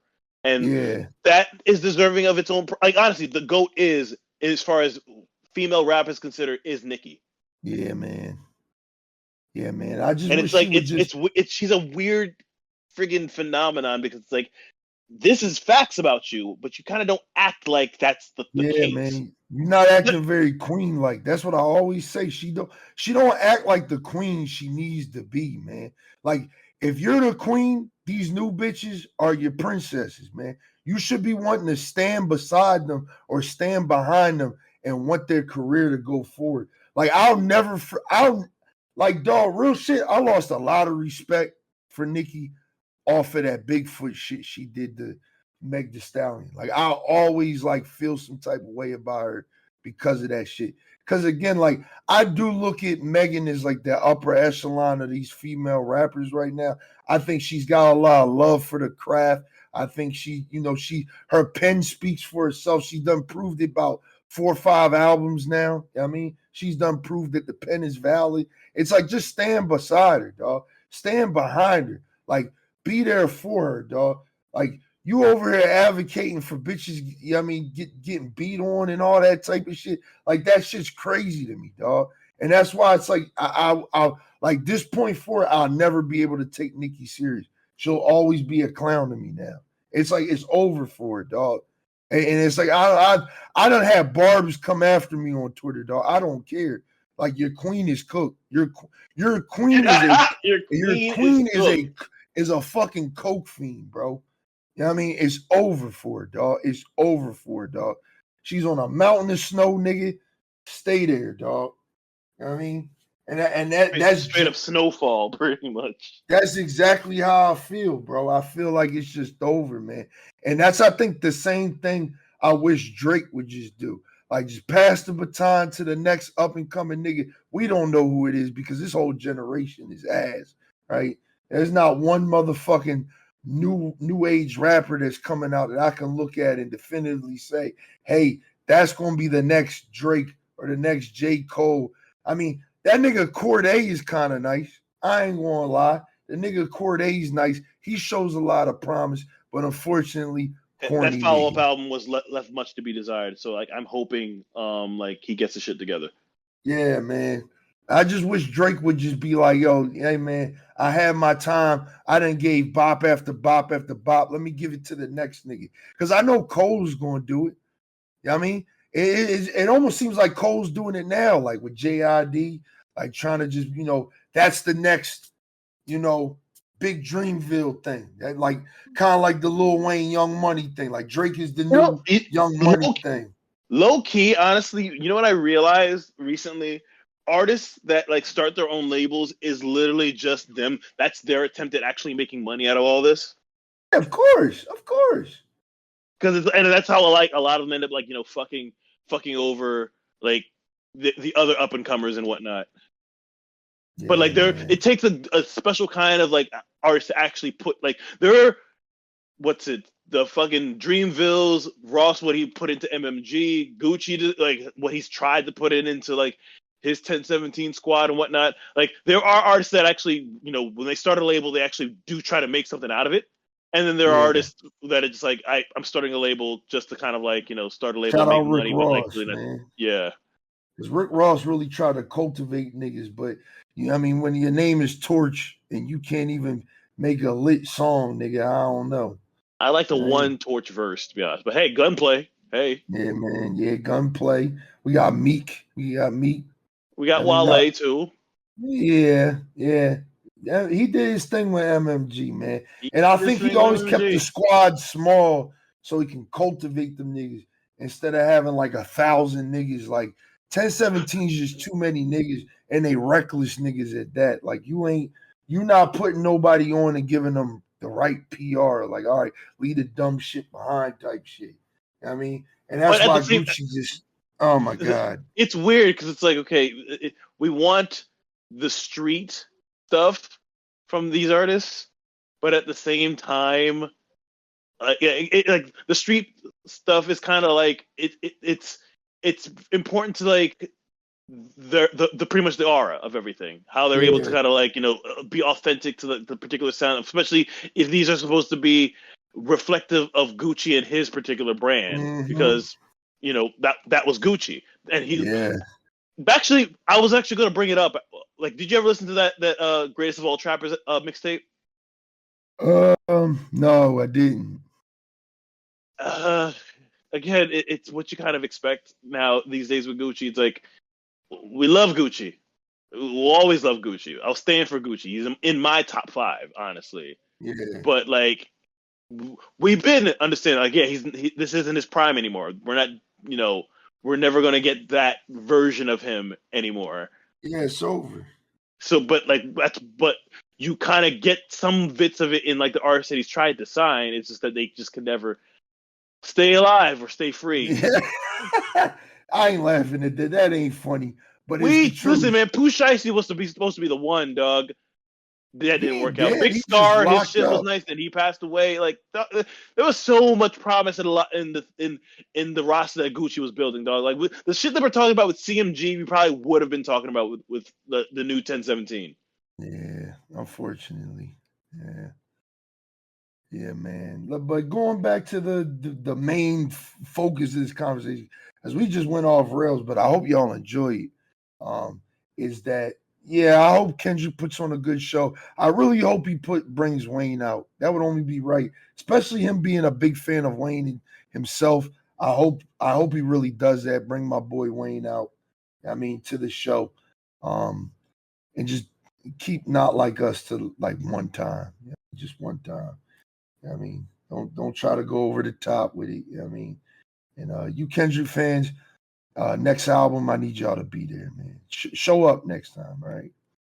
I mean, yeah, that's all I got on that. But let's get back to these albums. You ready to get back to the main proponent of all this, bro? What we tried to get into. Yeah, pretty much. You ready to get into it? Yeah. All right. So what we got next? That's the game. Let's do Lotto's album because that came out and we talked about it briefly on the last podcast that we did on the music side. Let's jump into it now. Tell me how you feel. Oh, I never got a chance to listen to it. Okay, cool. That's all me. Great. I'm gonna keep it 1,000 with you. I really like this project, though. I liked it just on first listen. Like I was like, yo, this is a nice little vibe. My girl's a Lotto fan, so it's like I can kind of play this in the car and she won't get annoyed because the last album we're gonna talk about, I'm gonna make y'all wait to the end. I mean, and I gotta renege something I said earlier about my top 5 because I thought about it for a minute. I gotta renege my top 5 when we get there. But this album is a really good listen. I really enjoyed it. There's a lot of bangers on here. Lotto's pen is valid. It's been valid, but it's like really valid now. I fuck with it. I want to see her do more. I want to see her go further. I mean, I'm not going to lie. You know the vibe I get from Lotto a lot of times, bro? She reminds me of like the female Drake, man. Like no bullshit. Okay, I'm interested in how you get there. Cause I just feel like she's like, this is like her thank me later, right? Mm-hmm. Hopefully later down the road we get her Nothing Was the Same or her if you're reading This Is Too Late or Views or something like that. Because I feel like when she does drop, like even her last album, 777, had a lot of hits on it. The Big Energy song went number 1. got a Mariah Carey remix. You know what I mean? I feel like she's good at making hits, but it's like now I want to see her kind of do something a little deeper. You know what I mean? And she was kind of talking her shit on this joint. Like the intro was really good. A Sunday Service, y'all know that's good. Brokey was a banger. You know what I mean, I like Settle Down. That's like one of my favorite joints on the album. I just kind of want to, you know what I mean? I want to see a little bit more, man. I want to see her talk her shit. But overall, this project was good. I'm going to give it like a strong 8. I ain't going to lie to you. I'm going to give it a strong 8. You know what I mean? It was really good listening. I still listen to it. You know what I mean? Did you listen to the Play Cash Cobain joint? No, what's it? Cash Cobain is still kind of like a mystery to me. Oh yeah. So we could kind of skip this album. I can just give you, I ain't gonna give you all full blown review. There's like 4 or like 3 songs on here that's good. What's the Give it number like rating you would give on the Lotto album, though? Yeah. Oh, the Lotto album, I said an 8. Okay. Yeah, it's good, bro. Listen to that joint. But this Play Cash Cobain joint, I'm gonna give it like a 4. Okay, not gonna listen to that album. Yeah, it's like a 4. I mean, it's just drill music. I mean, the production's insane, and I'll probably give it 3 points off of the production, but there's really no substance here. You know what I mean, the Problem joint is the best song on there. It's cool. You know what I mean? I don't know. We'll get more from him later on. I feel like he's gonna be a Metro Boomin one day? Absolutely not. But I mean, pretty good sound he's got going on. Let's talk about what we were supposed to talk about first, and that was Days Before Rodeo. So Before Rodeo is a mixtape a lot of you Travis Scott fans probably never listened to. It's not his first mixtape, but it's like his first big project he put out on Dat Piff like 10 years ago. He finally released it on streaming platforms. It broke a lot of records too, man. Like it's like the most for a 10-year-old album. I think it got like it's the highest listened to rap album of the year. I think many people are kind of questioning whether that's even legitimate. Because, because he was trying to race with Sabrina Carpenter for #1 album that week. So there was a lot of manipulation. He has like 8 different bundles. He's got like 8 different bundles with all different types of tracks. That's crazy. Nuts. It's crazy. 8 different bundles is insane. That was a crazy week, man. What are you doing with all them fucking bundles, dog? That is nuts. Yeah, it was a crazy week, man. It was a crazy week, bro. 8 bundles is crazy work, dog. You are an insane nigga if you are fucking releasing 8 different bundles. Bro, he was really competing with Sabrina Carpenter, dog. Like, he was not playing. Why? Low-key, though, I think that woman looks like a cartoon, dog. Why are you competing with a cartoon, dog? I'm serious. Just Travis. Everything doesn't have to be numbers, man. Let's just release your shit. And listen, if it's more money, I guess I can't hate the game. But man, this is nasty work. 8 different bundles is insane. Yeah, 8 bundles is crazy, man. But yeah, man. This joint re-released. I think this was back in like August. Came out. It was a lot of people's first time listening to it. I heard it 1,000 years ago, so I really didn't listen to it too much. I already had it on my phone because shout out to Dat Piff. You know what I mean? So I already had it on my phone. So I didn't really listen to it too much when it re-released. But I know Warren did, so we're gonna let him talk about it. So I was never what's in my intro to like Travis actually was like, what's it? What was that one album? What was his album before Astro World? It was a fucking long ass title. What for Astro World? Before Astro World. Birds in the Trap Sing McKnight. Yeah, that was my introduction to Travis Scott. And then I did listen to Rodeo too as well at some point and wasn't too much into that and whatnot. So I was like, okay, this is like early work from his. So I kind of want to get an idea of like, okay, what was this man on in like his earlier days? And truthfully speaking, man, like this gave you the precursor of what we have now with him. Yeah. Yeah, man. So break it down. Break the project down. I mean, there's nothing. If you listen, if you love track, I will say this: I did love like the Mamacita track, like, opportune time considering because rest in peace, Rich Homie Quan. But the hearing him, Young Thug, and all that kind of stuff, it's like this is reminiscent of like old shit that was like we was really into back in the day. I was like, why was I never hip onto this at the time? I'm just questioning myself, like, where the fuck was I when this came out?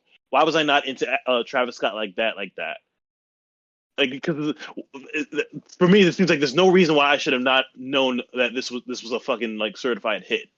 Because everything on this track, granted, like a lot of like the novelty in the music that we listen to is also the timing of things. Where just like you just had to have been there to experience when this came out. But I still got some level of like satisfaction and appreciation listening to this today. But also I kind of think to myself, I missed out a bit from like when this thing was in its heyday. Yeah.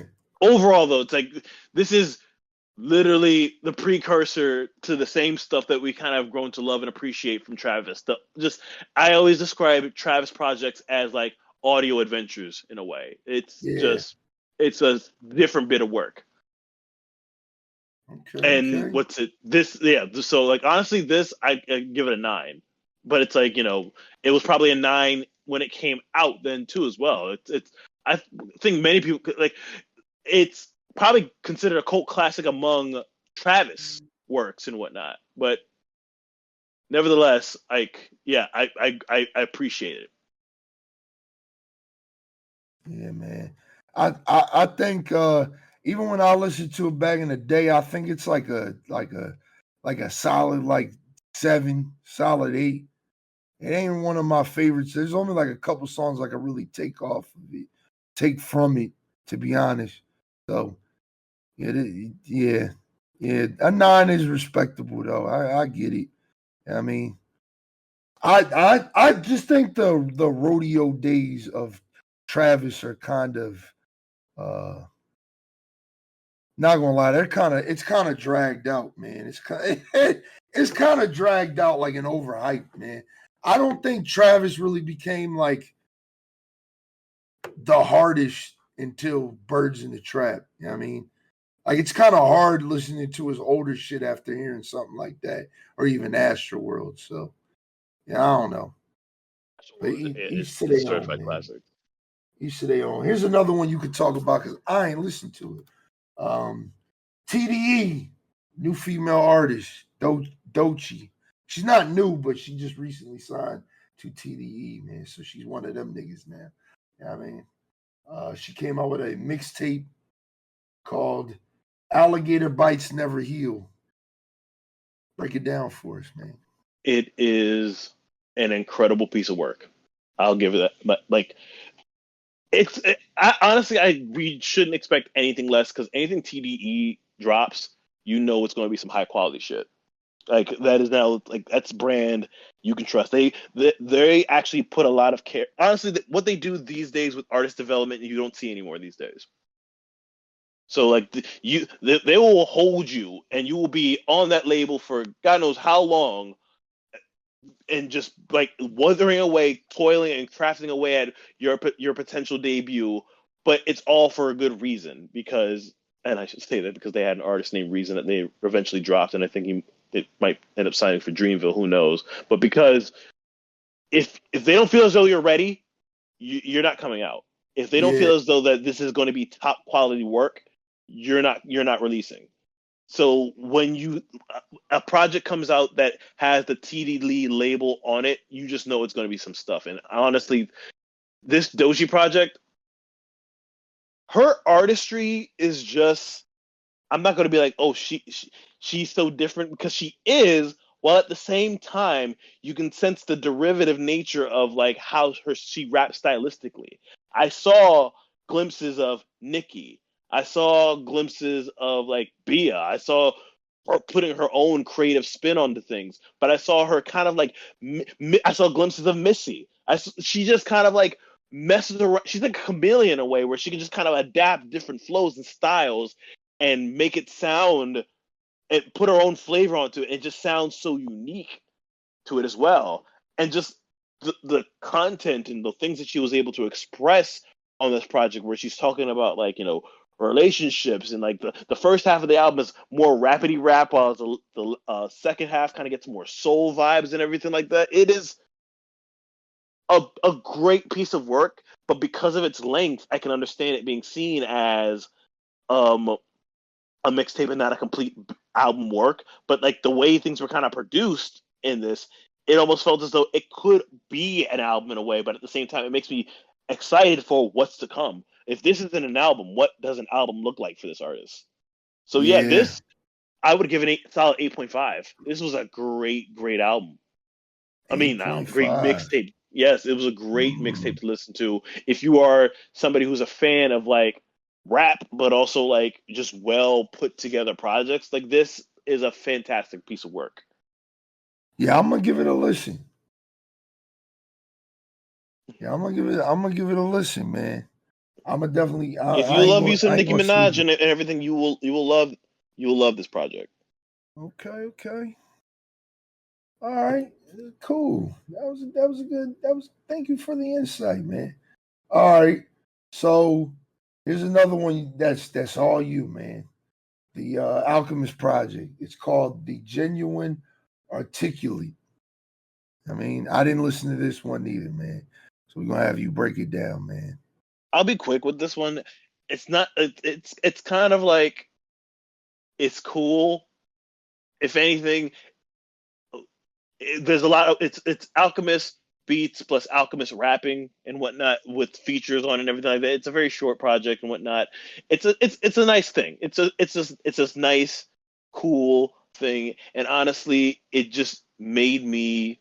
You know what it made me do? It made me listen to Covert Coup, which was a currency mixtape that dropped in 2011. Okay. And words cannot describe the longevity and just quality of a producer like The Alchemist. Honestly, we don't. I'm not going to race bait or anything like that. I don't think we talk about it enough. Alchemist is just like is him. He's been around for a long time, and he has rapped on shit before as well. I can think about like shit from way back that I could like his production. He has some legendary beats, right, that go along with even some of his like. He's not bad. He's not a bad rapper either. So like honestly, we don't give enough credit to the people who have actually come into this culture and have been nothing but servants to it. And Alchemist is among them. And I think honestly, top producer today, even at his age and his longevity, it's The Alchemist. And I want to see more. I want more projects with The Alchemist. His Alch is timeless. It's timeless. So long as there's still like a core fan base of hip hop who love that style of beat and like we just want you to rap on it, but also at the same time the sounds that kind of go along with it. It's not heavy bass ridden or anything like that. It's like real, like it delves into like classics and to soul and just like a lot of slow moving parts here, but it gels well with like a Griselda would do well on a probably on an Alchemist produced project. Of like we saw what Larry June was able to do with an Alchemist produced project. So it's like I want more of that shit. Yeah, man. I gotta listen to this joint. I didn't even know he dropped. Shoot, wasn't Hall and Nash actually the West Side Gun joint Alchemist produced project? Yeah, If it I'm not was. mistaken. It So like was. yeah, for real. Like Alchemist, I'm never gonna say anything bad about anything that Alchemist does. Yeah, them niggas different, man. Them niggas different. It's worth a listen, but it's probably not something that's like write home about. But it's like just it's chill stuff. I'd probably give it like a 6.5, just out of respect Okay. for the Alchemist. But like other projects, like the big hit joint that dropped earlier this year with that involved the Alchemist. I actually like that one quite a bit. Yeah, I can't listen to that old head, man. I can't, man. I'm sorry. I'm not listening to no grown man talk about shit you did fucking 30 years ago at this point, man. Like, let it go, man. That's another thing, man. I be thinking the West Coast really is cooked, man. They be cooked, man. Like at the end of the day, sometimes I really be thinking that motherfucking Kendrick Lamar pop out did nothing for you niggas, man. Like it ain't. Damn. I mean, kind of, yeah. Think about it, man. It ain't do nothing for y'all niggas, man. All that unity and shit was for one day, man. Y'all went right back to being on some fucking negligent, just fucking murder shit. It's crazy, man. So I'll be saying, I think the West is going to be forever cooked, man. Like I just think that era is over, man. Yeah, forever cooked. I think the South is just it. The thing about the South with music, and that I've learned from shout out Wayne back in 2005, 2006, is like the South ain't afraid to be who they are, man. And it's just like they changed and evolved so many times. Whereas like it feels like the West Coast is still talking about the shit that fucking Pac and Snoop Dogg was talking about in the 90s, man. I mean, as much as I hate New York drill music, it's like it's something different. It's terrible, but it's something the fuck different, man. It's not. It's different in the sense of Americans. It's just UK shit all over again. That's why I hate it. Yeah. The West been on the same shit for fucking 30 years, man. It's like, God damn. Let me ask though, you don't think an artist like Larry June can be, part of a renaissance of the West? Yeah, he's definitely different. Like niggas like him, and I'll be forgetting. And I honest to God, I think it's a Bay San Fran thing. Sacramento, shout out Mozzie. But I think it's all West Coast because like before that, the Bay had E40 Too Short. Yeah. But I just think I don't know. I think like anomalies like Mozzie, Larry June, they a little different. But like the big hits, the game, like I don't want to hear that shit no more, man. I don't want to hear a DJ Mustard beat and this shit just starting. I'm like, bum, bum, bum, bum, bum, bum, and y'all niggas just talking about some fucking where my blood's at. I don't want to hear that bullshit, man. I'm sorry, man. You ain't trying to hear YG no more? Yeah, no, hell no, man. You know what I mean? Hell fucking no, man. I ain't been trying to hear YG since he came out with that 2018 album. That was a good joint, but other than that, it's like, all right, bro. I ain't trying to hear nothing from that nigga. Rest in peace, Nipsey Hussle, dog. We definitely need. I would say, it's unfortunate, bro. That's really what was the savior of the West Coast, man. Him and Kendrick, dog. I mean, because Kendrick is also an anomaly. Like, of course, Kendrick is an anomaly. I think we also need. We need another J Rock album. I need another J Rock album for sure. That and I cannot wait because again, under the TDE label and whatnot, it's not coming out until it's absolutely right. And I can only imagine when it's going. It's been a while since Redemption, and dog, take your time. I'm going to be super excited when it drops. Yeah, me too. I can't wait. Even Ab-Soul. Listen, we don't talk enough about how good of an album Herbert was. Yeah, man.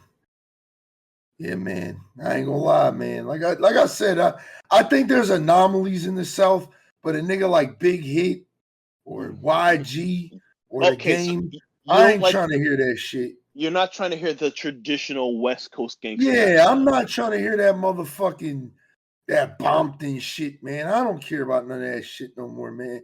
Y'all niggas just cook, man. Y'all niggas just cook, man.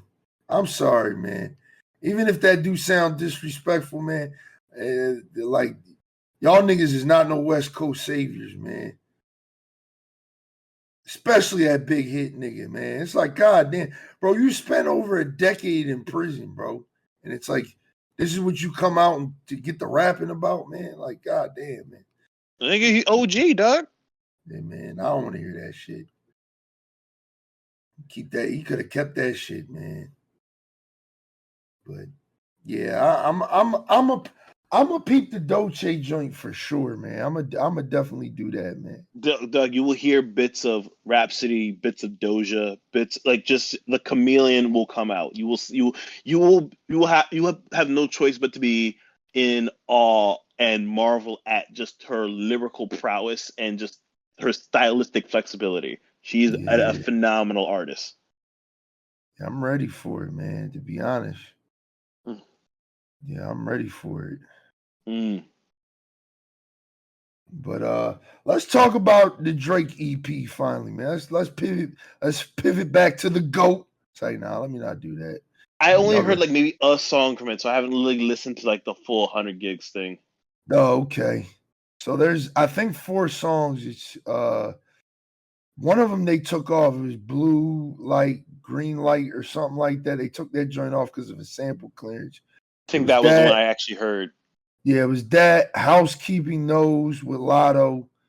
No Face. I think I said No Face. And then It's Up. It's Up with Young Thug and 21 Savage. And then there's one more. Oh, Circadian Rhythm, which is my shit. I like that joint. That's a pretty cool song. I mean, uh, to be honest, it's just what you expect. Just Drake bops. Nothing that's gonna, we're gonna be remembering down the road, unfortunately, because Drake is just at that point in his career where it's just like, you know, and not to defend a nigga, right? I mean, before y'all call me dick rider, I think these were throwaways any fucking way. So I mean, they yeah, were kind of with the intention of being, hey, like this isn't like anything crazy, like you know what I mean? But this I isn't do precursors to something to come. yeah, I think It's Up is a pretty good joint. I do like It's Up a lot. I like Circadian Rhythm. I think that's like a good bop. You know what I mean, we kind of needed that for the summertime. Um, and then yeah, Housekeeping Knows is pretty cool. I fucked with that joint a little bit. You know what I mean, but if I had to rate it, I give it like a 7 because I do like a lot of the songs on it. Like No Face is a banger. It's Up joint is nice with Thug. Um, like I said, Circadian Rhythm is good. Housekeeping is good. I give it like a 7. Nice little bop. Um, I didn't listen to While We Wait 2 yet. I know y'all niggas gonna hate me for that. That's a Kehlani album. I'm a big Kehlani fan, but I didn't listen to it yet, man. I've been stuck, man. I've been trying to like keep up. Like honest to God, I've been listening to like older shit. So it's like I haven't really been listening to new shit besides we just gonna get into it. This probably final album we gonna talk about the GOAT. Oh He's God. trying to go. He's trying to go 3 for 3. You know what I mean? And this is what I was gonna say. I was gonna renege. I wanted to renege. Earlier, I said Future was number 6 in my top 10. I think I think I'm gonna do from first to fifth. I'm gonna do Wayne, Jay-Z, Cole, Drake, Future, and I'm gonna put Ross as my number 6. I'm gonna put Ross as my number 6. I want to renege because I ain't gonna lie, man. You had me thinking for a minute, like that 2015 Future run. Yeah, That man, we ain't shit. never gonna get that again. We never gonna get that again. So yeah, just for that alone, I think. I mean, it's only right. I mean, um, yeah. So how you feel about? I'm gonna let you start with this one. How you feel about mixtape Pluto, man? So to give the listener a little bit of insight, we talking about mixtape Pluto. It's the new Future album. Just came out last Friday, not this Friday that just passed. We're recording this podcast episode 9/29, September 29th. So yeah, it This just came out. It's Future going back to his roots in a sense. He's got no features on this joint. It's literally just him. I mean, literally just him. So was Metro on the production. I think it's mostly Wheezy and 808 on this joint. That's probably the reason why I'm not so like up on it like that. I think the Future Mm. Metro combination is just like or even like, okay, well, I'm trying to, if I remember correctly, Monster, Future, and who? That was him and Metro Boomin. Okay, Beast Mode, Future, and Zaytoven. Yeah. 56 And then Nights, 56 Nights was Future, 808 Mafia. yeah. And what's it? And you got a mismatch of things on the DS2, pretty much. Which, by the way, I heard DS3 is a thing. It's like Yeah? it's a yeah, I like rumored, and I think so. Who was the person that said something? I might have been Young Scooter or some shit like that. That said like DS3 is a thing that's in the works. Shit. Hey, man, But I'm for it. listen, album Future, I'm convinced now, especially if he's album Future that's in this particular vein is a different animal because DS2 is is just something else. DS2 is we probably when we do the album retrospective on DS2, oh, that's gonna be a fun time for sure. Yeah, I can't wait to do that one, man. I ain't gonna cat. That's gonna be one I'm gonna have some fun with, for real, That for is real. that's the culmination of what we got in that 2015 run. But Yeah, basically, though, yeah. um, That's really what it was. It was because a lot of the songs on that, a few of the songs on that joint was from the mixtapes, but the ones that mm, weren't were just, it was just basically like a it was a banger, man. That shit was a bop, man. I can't think of the fucking word, but yeah. but bringing it back to like this whole thing, I find it very hard to get like excited or anything like that with whatever this project was trying to like get, and I don't know if it was just production and just the lackluster effort it seemed to have kind of come from like the lyrics. To me, it just came off as just regular. And that's I'm not saying that it's a bad thing. I didn't like say like, oh yeah, this is trash. I hated it like compared to like other future projects that I didn't have favorable feelings towards. Like this is probably like in the vein or range of maybe of like an ET. Remember that ET mixtape Yeah. that came out after Purple Rain and whatnot? I mean, it was a solid mixtape and everything like that, but I'm not going to be like, oh yeah, this was among like the greatest things that kind of come out in like the future catalog or whatnot. Like Purple Rain, I actually liked quite a bit, um, but like this is just like, I mean, it was alright.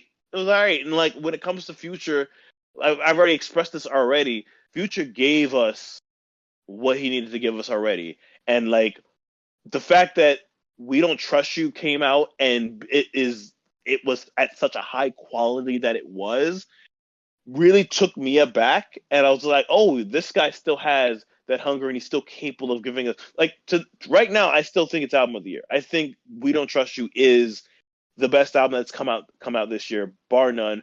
Stands like beyond just like it pretty much starting a rap civil war or whatnot. It is the best album to come out this year. But this, I was just like, I'm not mad at it, but I'm also not going to like give rave reviews about it. Like honestly, the only thing I have like anything bad to say was like, what the fuck was Plutowski? But like, other than that, it was just it's a solid output, but nothing to rave about. You It mean was to tell just me you didn't like Plutowski, man? You didn't like that joint? fuck no. I'm just Crazy. confused. I remember just sitting in the car listening to it, just like, what is it that I'm even listening to? What is this? Like it just, yeah, it definitely wasn't this. It was not it.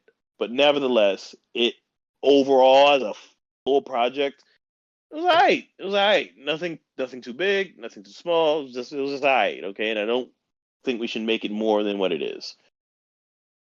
It's a mixtape. All right, simple as that. It is a mixtape. Okay. All right. Time for me to D-Rod. I'm about to go in. Y'all ready? I'm gonna get it out the way and just say I think this is better than We Don't Trust You, dog. I don't understand how or why, and I strongly disagree with this. I'm But I'm gonna whatever, this break is your I'm gonna opinion. break it all down. I'm gonna break it all down for you. So the magic of mixtape Pluto is it literally takes us back in time. Like it is going back into that 2015 run. And I feel the vibe. Like I feel the energy. Again, there is no features on this joint. It's just future. It is just future being future, man. From Teflon Don all the way the fuck down to A-Say Gang, man. It's just Future, giving you just what he do best, man. You know what I mean? Just mumbling on the track and that I don't know how you don't like that shit. That shit crazy. That shit crazy. I was just utterly confused. I did not know what the fuck I was listening to. Like, does it have skips? Yeah, but I do think We Don't Trust You had skips as well. Barely for me. It barely had skips. It had a few skips for me. So I think this was the least skippable. Like, I'm not a big fan of Too Fast too much.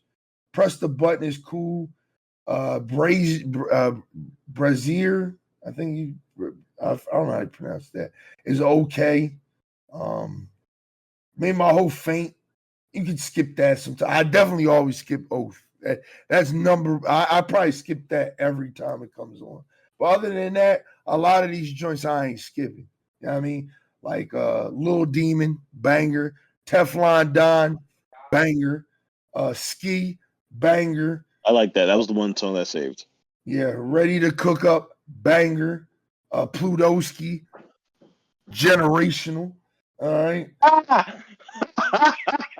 right. Generational. All right.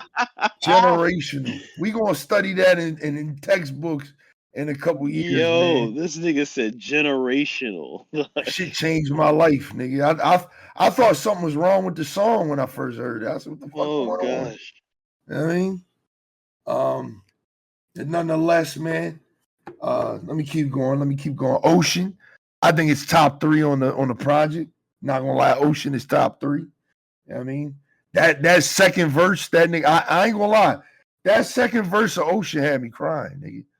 That shit had me crying, nigga. I mean, that joint crazy. All right. Press the Button, like I said, that joint all right. MJ, that joint all right. Brazier, that joint's cool. South of France puts you in a different mindset. I like that joint. Surfing the Tsunami is probably, it's got to be like top 10 Future songs at this point, man. I ain't gonna cap. That joint different. Something about that beat. The first time I heard that beat, I'm like, whoa. I'm like, what the fuck is this nigga doing here, man? You know what I mean? That joint crazy. That's number 1 best song on the album.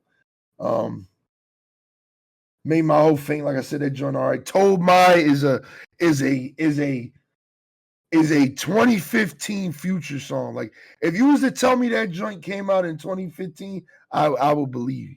I would honestly believe you. Lost My Dog is a good little joint. I mean, A-Say Gang. I mean, good outro, man. I'm gonna keep it real with you. I'm gonna give this joint like a 9 point. I'm gonna give it like a 9, dog. I was gonna give it a 9.5. I'm gonna give it a 9. That for the dog. It really wasn't that deep. I fuck with it, bro. I no bullshit. I have nothing to contribute to this podcast, review wise. That's why I'm glad we had that long conversation about the Super Bowl shit, because I dead ass did not listen to anything since this joint came out. I've listened to nothing but this fucking album, dog. This the one for me, dog. When we do our albums of the year, I think this is going to be on there. It's a mixtape, though. That's the magic of Future. That nigga just different, cuz.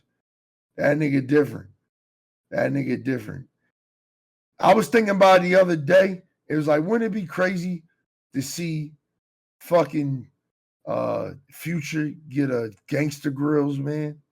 Like, I feel like that's Gangsta Grills. Man. Hell no. Holy shit! Wait a minute. That is something that needs to change. Yeah, man. That shit crazy. That is crazy. That is crazy. That is nuts. When I thought about it, I'm like, damn, bro really ain't got a Gangsta Grills, man. Shit kind of sad. That's wild. Like, yeah, I don't know what to say about that, to be honest. Yeah, so maybe we can get that popping, man. Maybe DS3 will be a Gangsta Grills. Who knows, man? We're doing Gangsta Grills albums now, so like anything's possible. What would you rate this joint? Like 6. Crazy, man. That's crazy work, man. It's That's really crazy. uh You broke up. Say it again. I was just kind of like, it's just it really wasn't all that. I don't know what to like make. It's one of those things. It's like if Gucci was to tap back into his mixtape bag. Like that's how this Yeah, joint feels, but that's man. like but this is also coming off of like one of his best projects in recent years that like it's to the point where it's like I didn't need this from Future. This is like if Gucci were to do something like this out of like after like years of just like, okay, we're just happy that you're alive and you're still putting stuff out because you want to, then like cool. But like if Gucci just came out with an album that literally blew out our expectations and then it comes back with a mixtape that was kind of like, I don't know, mid-grade, that's what I kind of see this is, then I kind of would just be like, I'm not mad at it, but at the same time it's like it's not as if I needed it. Yeah. I just think And it's honestly, one of those Future's things. still active. Future's still one of them ones. Yeah. I'm gonna Like, keep it real with you though. If I can be like honest with you, I'm gonna be honest with you. I'm gonna be brutally honest with you. Right. I went to the Future concert, right? And hearing a lot of those we don't trust you songs live, it ain't hit for me. I mean, not gonna lie, like this might be controversial, but we love that shit over here. I mean, I think We Don't Trust You in a year or two, we gonna forget that joint. Not gonna say it's gonna be the same. It's definitely probably gonna be the same thing with mixtape Pluto, but I think this ain't like We Don't Trust You's not gonna be one of those albums that's gonna change Future's catalog. Like in future concerts, I don't see this nigga performing that album, dog. You know what I mean? Or a lot of things off of that album. You know what I mean? Like hearing it live, I was just kind of like, it didn't turn me up. Like there was like a down period at the concert when he was playing like all the We Don't Trust You joints. I was like these are bops, but like, where's the classics? And then My Savages came on, and I was like, yeah, nigga, we started turning up again. You know what I mean? March Madness came on. We started turning up again. You know what I mean? This just for me, at least, and I'm gonna say it's full bias. Like I'm not gonna sit here and cap it's full bias. I just think like him tapping back into his mixtape bag for me, it did it for me, dog. It just did it for me. You know what I mean? There's too much like hate in this nigga heart on the fucking We Don't Trust You album for me to like just be like, yeah, like I mean, this is something that's that kind of what motivates it though, Doug. That's like you can sense that. Like this is coming from a passionate place. Then it's like I ain't going cap. And I don't know if my girl can hear me, but it is real shit. Even my girl said it like the toxic masculinity on this fucking mixtape Pluto album is at a all-time high, nigga. And I love when my man is on his shit. Even my girl peeped it. My girl was like, yo, turn that shit off, man. This nigga's just too negative. And I was like, nigga, I love it, man. This nigga said, I'll make my whole faint, nigga. Like, God damn, nigga. Like, I mean, he on his shit, man.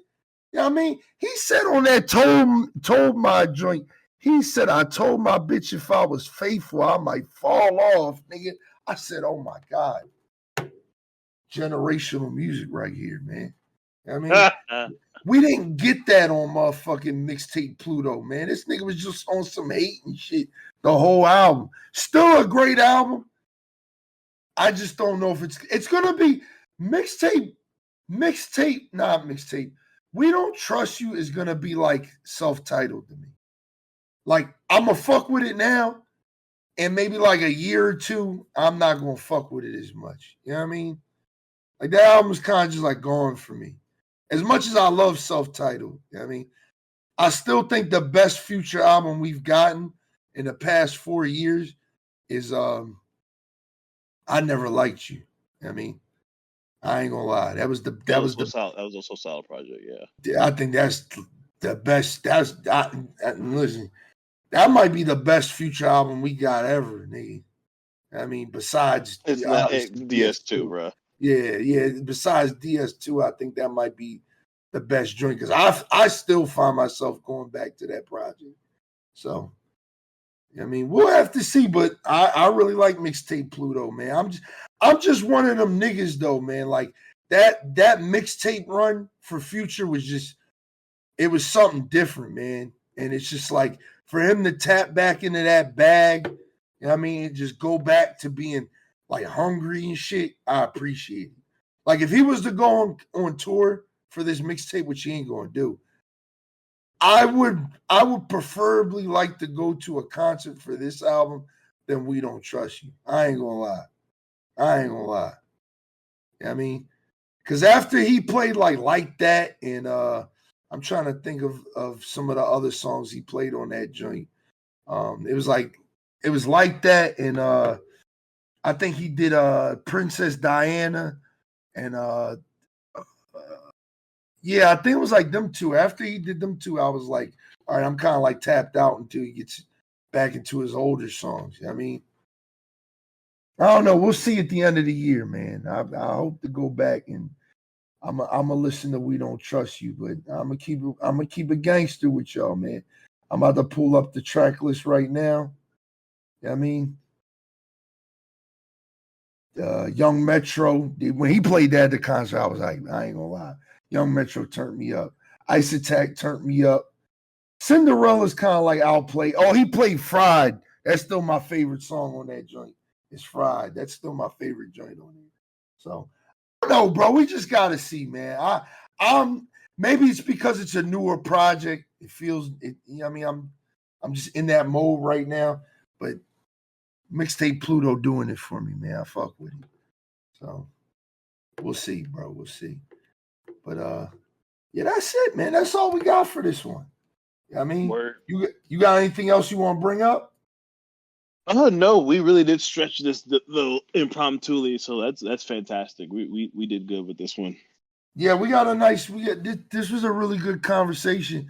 Hopefully the next time we do a podcast like this, we're gonna give you guys we're gonna give you guys some a album retrospective for sure. Are we agreeing that the next album retrospective is To Pimp a Butterfly? We still need to do the Magna Carta one, so we can probably double up if need be. But like we can discuss that off air. All right, man. We'll let y'all know. Stay tuned, man. But look, we ain't gonna waste too much of y'all time, y'all day, y'all night, whenever y'all listen to us. Y'all know what to do, man. Get to those links down below. Make sure y'all tap into the streams. Twitch.tv/BLAZEDxENFERNO. Tell me how you feel. Am I a Kendrick hater? Fuck no. But I mean, come and call me one. I mean, I don't care. I mean, do whatever feels y'all prerogative, man, because that's what y'all doing anyway, man. But yeah, that's all we got, man. Enjoy the rest of y'all day, y'all night, everything. We're gonna watch some football. You already know what time it is. Go Birds. Who they playing today? The Buccaneers. Oh, okay, all right. As we're recording this, they're playing right now. I need to go down soon and watch. All right. Well, we out of here. Peace.